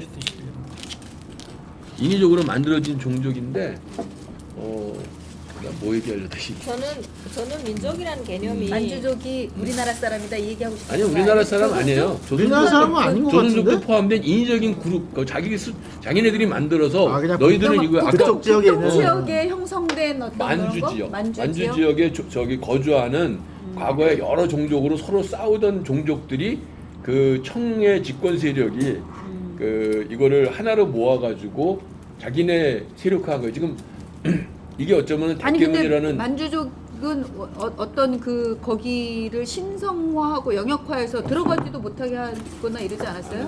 중국 드라마 보니까 있던데.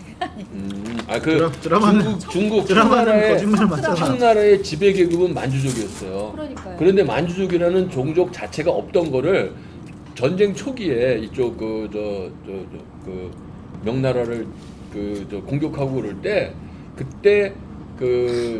그때는 포용 정책으로 다 끌어들였어. 만주족으로. 만주족이 여진족이 이름을 바꾼 거예요.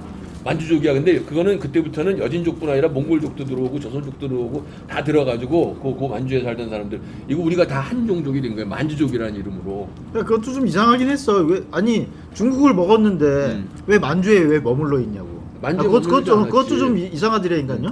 처음에 점령해 올 때. 그러니까는 아니 근데 중국 보면은 청나라를 세웠는데 만주족은 아직도 위쪽이 있지라니까요. 제가 볼 때는 그래요. 지배계층.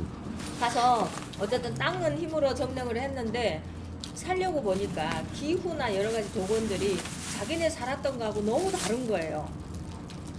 이게 자기네가 일상으로 먹을 수 있는 음식 자체도 공급이 안 되고 양고기도 별로 없고. 그렇죠. 소주. 남방에 내려가면 그거 되면 논농사나 뭐 그런 게 오겠죠. 그럴 거면 왜 먹었어? 위에서 살지 그냥.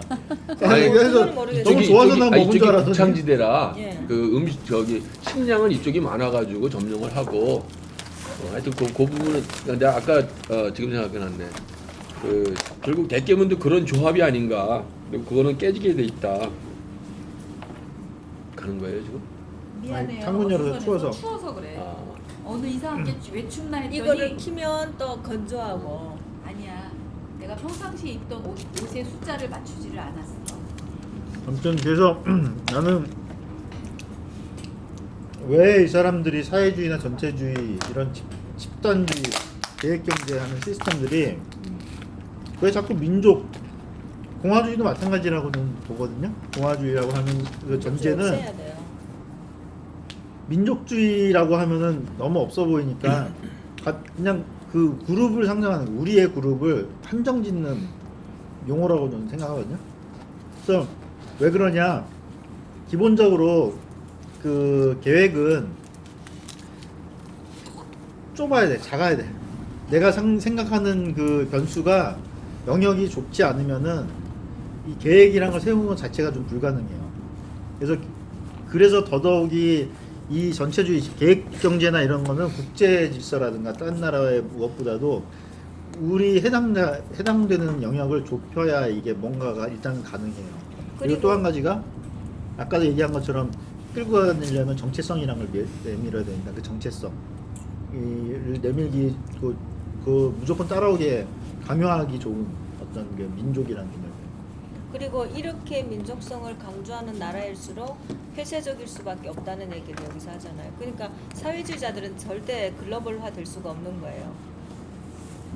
그 말도 되게 공감이 가요. 근데 그 글로벌화를 제국주의에서 시작됐다고 본다면은 제국주의의 원인이 그 기술 발달로 인한 원료와 시장의 필요 때문에 이거 확장시키고 넘어간 건데 그렇다면 사회주의자들은 그런 기술 발달로 인한 그리고 또 기술 발달이 되면은 그 생산성도 향상이 되고 그럼 사실은 사회주의자들이 할 일이 별로 없어지거든요. 그러니까 그 영역도 제한돼야 되겠지만 사회주의는 어차피 그 현대 사회에 맞지 않는 그런 맞아요. 것 같아. 확장된 사회를 전제해서 만들어진 게 아니 부족 국가의 개념에서 하던 통치 이념이라 그 이상의 전제는 좀 적용하기 힘들어요. 그래서 국제사회주의자들이 트로츠키 같은 국제사회주의자들이 현실적으로 이 장악을 할 수가 없어요. 그리고 소련을 트로츠키가 장악을 했다 치더라도 금방 망했을 거예요. 금방 아니면 자기 정책을 그 스탈린전으로 바꿨든가. 그러니까 스탈린이 그 사람이 독특한 사람이어서 굉장히 그 민족주의적이고 굉장히 좀 전체주의적이고 이랬던 게 아니고 그 사람은 최선을 다한 거예요. 그 시스템, 계획경제 시스템, 사회주의 시스템을 제일 구현하기 위해서 하다 보니 그렇게 된 거고 트로츠키가 만약에 그 집권을 했어도 난 똑같은 길을 갔었다고 보고 똑같은 길을 못 갔으면 망했을 거고 저는 그렇게 생각을 하는 거죠. 저거랑 같네. 그러면 아까 얘기한 사회주의자가 악한 그렇죠. 할 수밖에 없네. 네.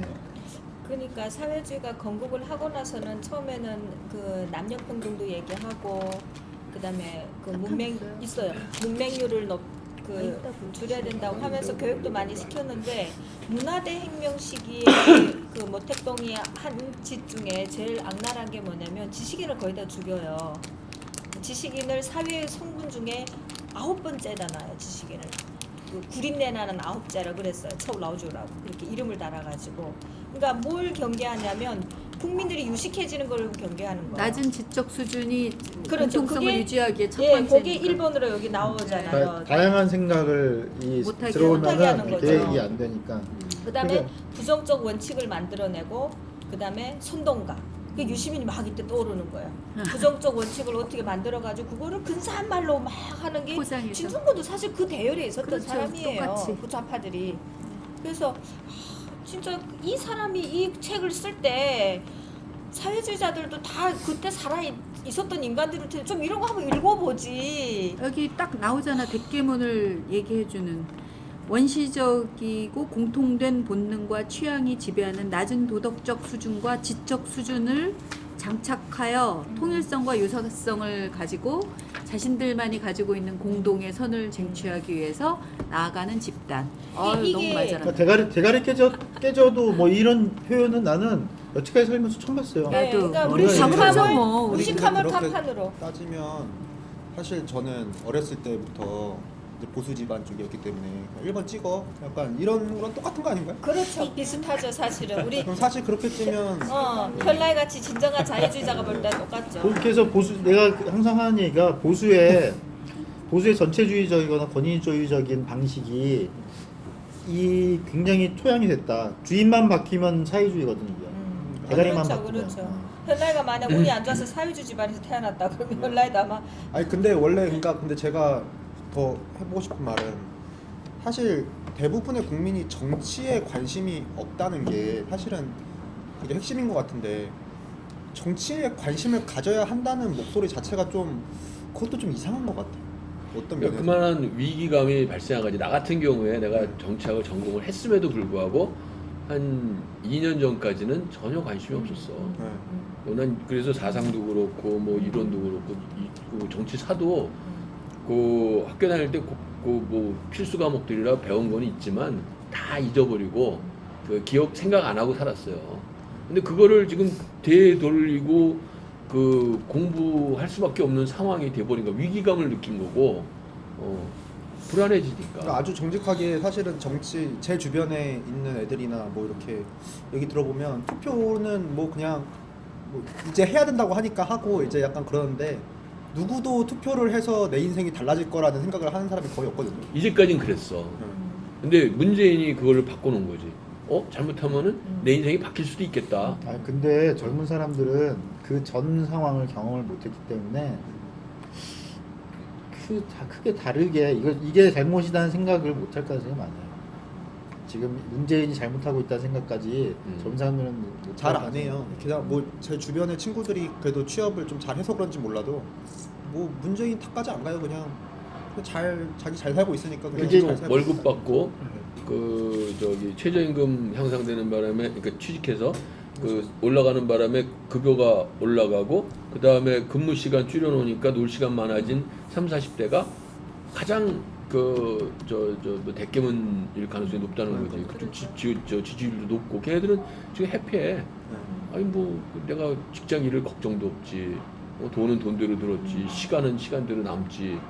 근데 그걸 옆에서 막 아니다 그러면 저거 미친놈들이라고 하는 거야. 그래서 나는 전체주의가 이 사람이 항상 하는 얘기가 일단 계획을 하면 계획으로 빠질 수밖에 없고 하는 게 전체주의의 어떤 길로 어느 순간 접어들기 시작하면은 순간 내에는 독일이 그랬다고 하니까 독일이 이렇게 순간 몇 년 사이 2년인가 3년 사이에 진행된 거라고 하니까 그래서 이게 그래서 더 이게 돌이키기 힘들어진다고 보고 그래서 이 사람이 하는 거는 이제 왜 독일은 그렇게 멸망했냐 전체주의로 끝까지 갔냐 자유주의가 거세됐기 때문이라고 얘기하는데 내가 그래서 자꾸 자유한국당 자꾸 이러면 안 된다고 자꾸 얘기하는 게 자유주의적인 정책을 내밀면은 질까봐 자꾸 얘기를 안 하는 것 자체가 스스로 자유주의를 그렇죠. 거세하고 있어서 이거는 전체주의로 더 가게 만드는 상황인데 이 사람이 그렇게 경고했던 부분인 건데 왜 자유주의를 앞에서 내밀 얘기를 자꾸 안 한다는 것 자체는 스스로 거세가 되면 결국은 전체주의로 가거든요. 그렇죠. 결국엔 사회주의가 이기게 됐거든요. 그 베리 골드워트도 그랬잖아요. 우리가 욕 먹더라도 그 얘기를 안 해야 된다. 그런 그런 원칙을 얘기하지 않으면 자본주의가 못하는 얘기를 안 하기 때문에 우리가 계속 져왔다고. 우리가 아무리 복지를 경쟁을 한다고 해도 자익들이 하는 것만큼 우리가 복지를 크게 내세우지 못한다고. 결국 우린 질 수밖에 없는 경쟁을 하고 있다는 얘기를 하는 건데. 그래서 저는 이건 아닌데 지금은 이제 전체적인 분위기를 이렇게 해서 당장 지금은 원발에 오줌 게 먹힐지는 어쩔지 모르겠지만 다음 대선은 과연 그럼 이게 될 것이냐. 지금 자유주의 개혁을 얘기 안 하는데 다음 대선 때 이걸 얘기할 수 있을 것이냐. 난 그게 나는 걱정이라는 거죠. 저는 정말 여러분들도 뭐 그렇게 많이 느끼시겠지만 제가 정말 보통의 우리 중국에서 온 사람들보다 몇십 배 더 정말 심각하게 한국 상황을 막 체감하는 게 뭐냐면요. 중국도 굉장히 발전한 나라잖아요. 어찌 보면. 그리고 어쨌든 중산층도 많이 형성됐다고 보고 규모가 있는 대도시들도 많고 그럼에도 불구하고 뒤집힐 수가 없다는 거예요. 어떤 뭐 천재지변이 일어나거나 예를 들어 미국으로부터 어떤 강력한 외부 힘이 작용하지 않는 한 내부적으로 뒤집힐 수 없다는 거예요. 그래요? 그거를 정말 많이 느끼거든요. 중국에서. 왜냐면 길들여진 일단- 중산층이니까. 일단 전체주의가 자리를 잡으면 전체주의가 스스로 무너진 역사는 없어요. 잘. 근데 우리 지금 86, 88, 87 체제라고 그러잖아요. 86년에 대한민국이 흔들렸던 이유가 뭐 전두환 정권이 특별히 잘못해서 흔들린 것 같지 않아요. 지금 중국이 오히려 중산층이 늘어나고 그 사람들이 갖고 있는 불만이 엄청 커요. 지금 아주 확고하다고 생각하는 그 사람들이 가장 지금 폭발할 수 있는 그 사람들이거든요. 그래서 그때 넥타이 부대라고 불렀는데 직장 생활하면서 그러니까 자기가 더 가질 수 있는데 못 갖고 있다라는 사람들. 그 사람들은 여유도 있어요. 나와가지고 뭐 당장 멀어서 오늘 저녁 먹고 살 걱정 안 해도 되는. 그래서 그 사람들이 바로 중국을 뒤집을 사람들인 것 같은데. 근데 제가 느끼는 거는 그거예요. 한국 사회에서 아무리 그 독재 정권이다고 민주화를 했다는 그 사람들이 막 떠들어도 제가 와서 이렇게 들어보면 박정희 정권의 이승만 뭐 다 털어놓고 봐도 그 반체제 인사들을 대하는 태도를 보면 딱 알리거든요. 중국은요 반체제 인사가 아니라 반체제적인 발언을 조금만 공개적으로 해도 다 가차없이 목숨을 앗아갈 정도로 위협을 가하는 거예요. 근데 그게 그 공포 분위기가 주는 교육 효과라는 게 어마어마하거든요. 외부의 도움이 없으면 외부에도 북한이 바로 그거예요. 북한이. 그게 안 돼요. 북한도 안 되잖아요. 그러니까 그런 건 있어요. 전체주의는 결국 항상 적을 만들어야 체제가 유지되니까 결국에는 뭔가 도발을 해서 그래서 결국에는 망하거든요.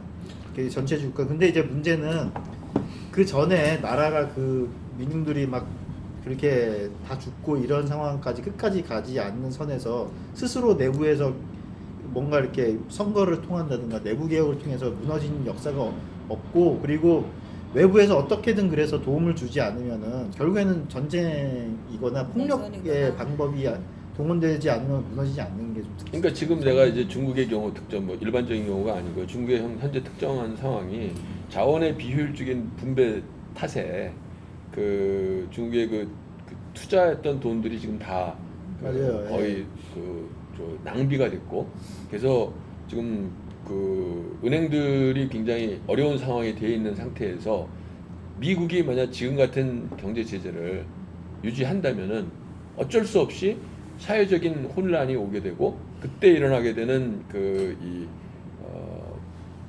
뭐라 그럴까 저항? 네. 저항이나 아니면은 데모라고 하는 게 진짜 반체제 네, 하여튼 활동. 그 반발이 네. 결국은 사회를 흔들 거고 그로 인해서 공산당이 장악력을 저는 아니라고 봐요. 아니라고 봐요? 네. 안 근데 내려가요. 나는 그게 가능할 거라고 보는 게 왜냐면 그 미국이 이 정도로 쥐어놨으면 장악력은 그 떨어질 거라고 난 보거든요. 지금 미국 정부가. 이거는 내가 모르겠어요. 확인을 나는 그건 못해서 저도 이제 살아본 사람이 더 어. 정확할 테니까. 한번 물어보고 싶었는데요. 지난 연말에 중국 정부가 이제 그 연변 쪽에 그 저기 북한 탈북 여성들이 중국 사람들하고 불법적으로 네. 살고 있는 데다가 그 전에는 탈북자들 저기 발견되면 다 북송을 했는데 이제는 북송 안 할 테니까 여기서 편히 살아라. 가정 동요하지 말아라라는 정책적인 변화를 내세웠대요. 물론 탈북자들을 중국민으로 받아들이겠다는 얘기가 아니라 너희들을 쫓아내지 않을 그런 게 테니까. 있었어요? 네, 그랬다는 얘기를 공개를 했대요. 그 얘기를 들었어요. 작년 12월 말에, 그러니까 2019년 12월 말에 그게 나는 그 중국 정부의 그 어떤 변화의 한 모습. 그러니까 미국의 지금 여러 가지 그 유화 정책을 제시하고 있는데 그 중에 하나가 그래서 북한하고 중국하고 요새 좀 그 안 좋아졌다는 얘기 들었는데 목사님이 잘 아실 것 같은데 어떠세요? 잘 모릅니다. 전혀 저그 유언벼 지금 얘기한 거. 탈북 그 여성들에 대한 처우가 뭐 암묵적으로 조금씩 좋아지고 있다는 얘기는 예전부터 드문드문 하나씩 나오는데 네. 상황 실질적으로는 그렇게 변하지 전혀 안 않았습니다. 그래. 예. 이번엔 또 어떨지 모르겠어요. 이번에 그러니까 자녀를 낳고 그 불법적으로 인신매매 당했을 때 그래가지고 왔더라도 적발돼도 북송을 안 할 테니까 그냥 대신에 뭐 거주의 자유도 없고 그 중국 사람으로 받아주는 것도 아니고 그렇지만 최소한 쫓겨날 걱정 없으니까 여기서 애랑 가정을 지키고 그러니까 그 가정이 흔들리게 되면 그것도 이제 불안 요소가 되니까. 근데 그거는 그거는 뭐 유언 맘 바뀌면 금방 폐기되는 지금 정책 아니에요? 제일 많이 이주했던 때가 어쨌든 95년 중반부터 2000년대 초반까지를 보거든요. 2008년 올림픽을 계기로 해가지고 대대적인 그 숙청, 그러니까 이렇게 체포를 해요. 그렇게 해서 갔다가 다시 못 온 사람들 대부분이에요. 저희 고향 쪽에 보면. 그러면 길게 잡아 한 10몇 년 정도 이렇게 보면 그때 여성들이 낳은 아이들은 이미 다 성인이 됐어요. 저희가 목사님들만 후원 오래 하셨는데 그 아이들이 어리니까 처음에 후원을 했는데 이제는 커서 성인이 됐게 되죠. 후원도 막 끊어지고 그러거든요. 그러면 그 정도까지 잡혀가지도 않고 한국 오지도 않고 거기서 눌러 살았다 그러면 분명히 호적을 얻고서 살 거예요. 불법적으로 불법 루트를 통해서. 근데 요즘은 잘 안 돼요. 중국도 전산화가 계속 이제 그래서 잘 뭐 되어가면서 애를 낳아도 애 호적에 올리지 못하니까 죽은 애 있으면 걔 이름으로 슬쩍 베르벨 편법이 다 동원되겠죠. 그러면서 뭐 또 돈 네. 뺏기고 이미 그렇게라도 살고 있는 사람들이 예전에 비해서 줄어들었죠. 거의 없습니다. 네. 일단 뭐 잡혀가거나 한국에 오거나 대도시로 가거나 해서 소식이 끊어졌건 하지 그 아이와 그 남편과 함께 그 집에서 사는 사람들은 극소수입니다. 의미 없는. 새로 아무튼 생기진 이런 않고 사람. 왜냐면 국경이 너무 탐험해서 가지고 요즘에는 연변에 머물지 않죠. 탈북하면 바로 빠져나오죠. 살 수 없다는 걸 알기 때문에. 또 탈북자 얘기로 갔네요. 어쨌든 괜찮아요. 얘기 기승전 탈북. 저는 이 대목이 굉장히 인상적이었어요. 읽어주세요. 페이지수가 다르실 수 있는데 211쪽입니다. 저는 니부르의 도덕적 인간과 부도덕한 사회라는 제목에는 비록 우리가 그가 자신의 주제로부터 도출해내는 결론들에는 별로 수긍하지 않을지 모르지만 의미심장한 진리가 숨어있다.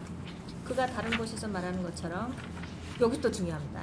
현대인들 사이에 그들이 자신의 악덕들을 점점 더 큰 집단에 떠맡겨 버렸기 때문에 스스로는 윤리적이라고 상상하는 경향이 점증하는 것은 정말 사실이다.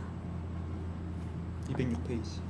이야, 이 말 듣는 순간 수많은 도덕적인 인간들이 왜 생겨났는지에 대한 답을 제가 얻었습니다. 그냥 집단주의가 무서운 게 그거죠. 남한테 떠맡기는 거죠. 뭔가 죄의식 같은 거를. 사실은 남한테 그러려고 떠맡기지 않아도? 그러려고 집단주의를 하는 것 같아요. 제 느낌으로 인간의 어떤 본성이 악한 본성을 좀 어떻게 좀 발현하고 싶어서. 이게 나를 위한 게 아니라 그 우리 집단을 위한 거다. 그리고 또 동시에 이게 나를 위한 게 아니라 집단의 다른 사람들을 위한 거다라는 그 변명을 할 수 있는 거죠. 그런 거. 그래서 나는 그것도 되게 옳지 않은데 뭐 받아주는 거 이런 것들이 조처가 된 보수는 특히 많잖아요. 보수주의 어떤 좌익으로 가게 하는 보수주의의 어떤 잘못된 것 중에 하나가 그렇지만 이 사람들이 대부분의 뜻이 그렇다면 받아주는 것들이 있어요. 뭐 저기 뭐야 대표적으로 뭐 김영삼 때 저기 광주 사태를 그렇게 민주화운동으로 규정 지어줬다든가 그렇게까지 승격시킬 문제는 아니었거든요. 너무 일렀거든요. 그러니까 그런 식의 것들이 누적이 되면 사람들이 점점 이제 집단의 힘이라는 거를 자각하면서 집단주의가 점점 커나간다는 거예요. 그래서 정부의 역할이 보수가 좀 키우는 면이 좀 있다. 우리나라 집단주의를 그런 면을 좀 반성을 해야 된다는 생각이 좀 있어요. 근데 참 어려운 것 같아요.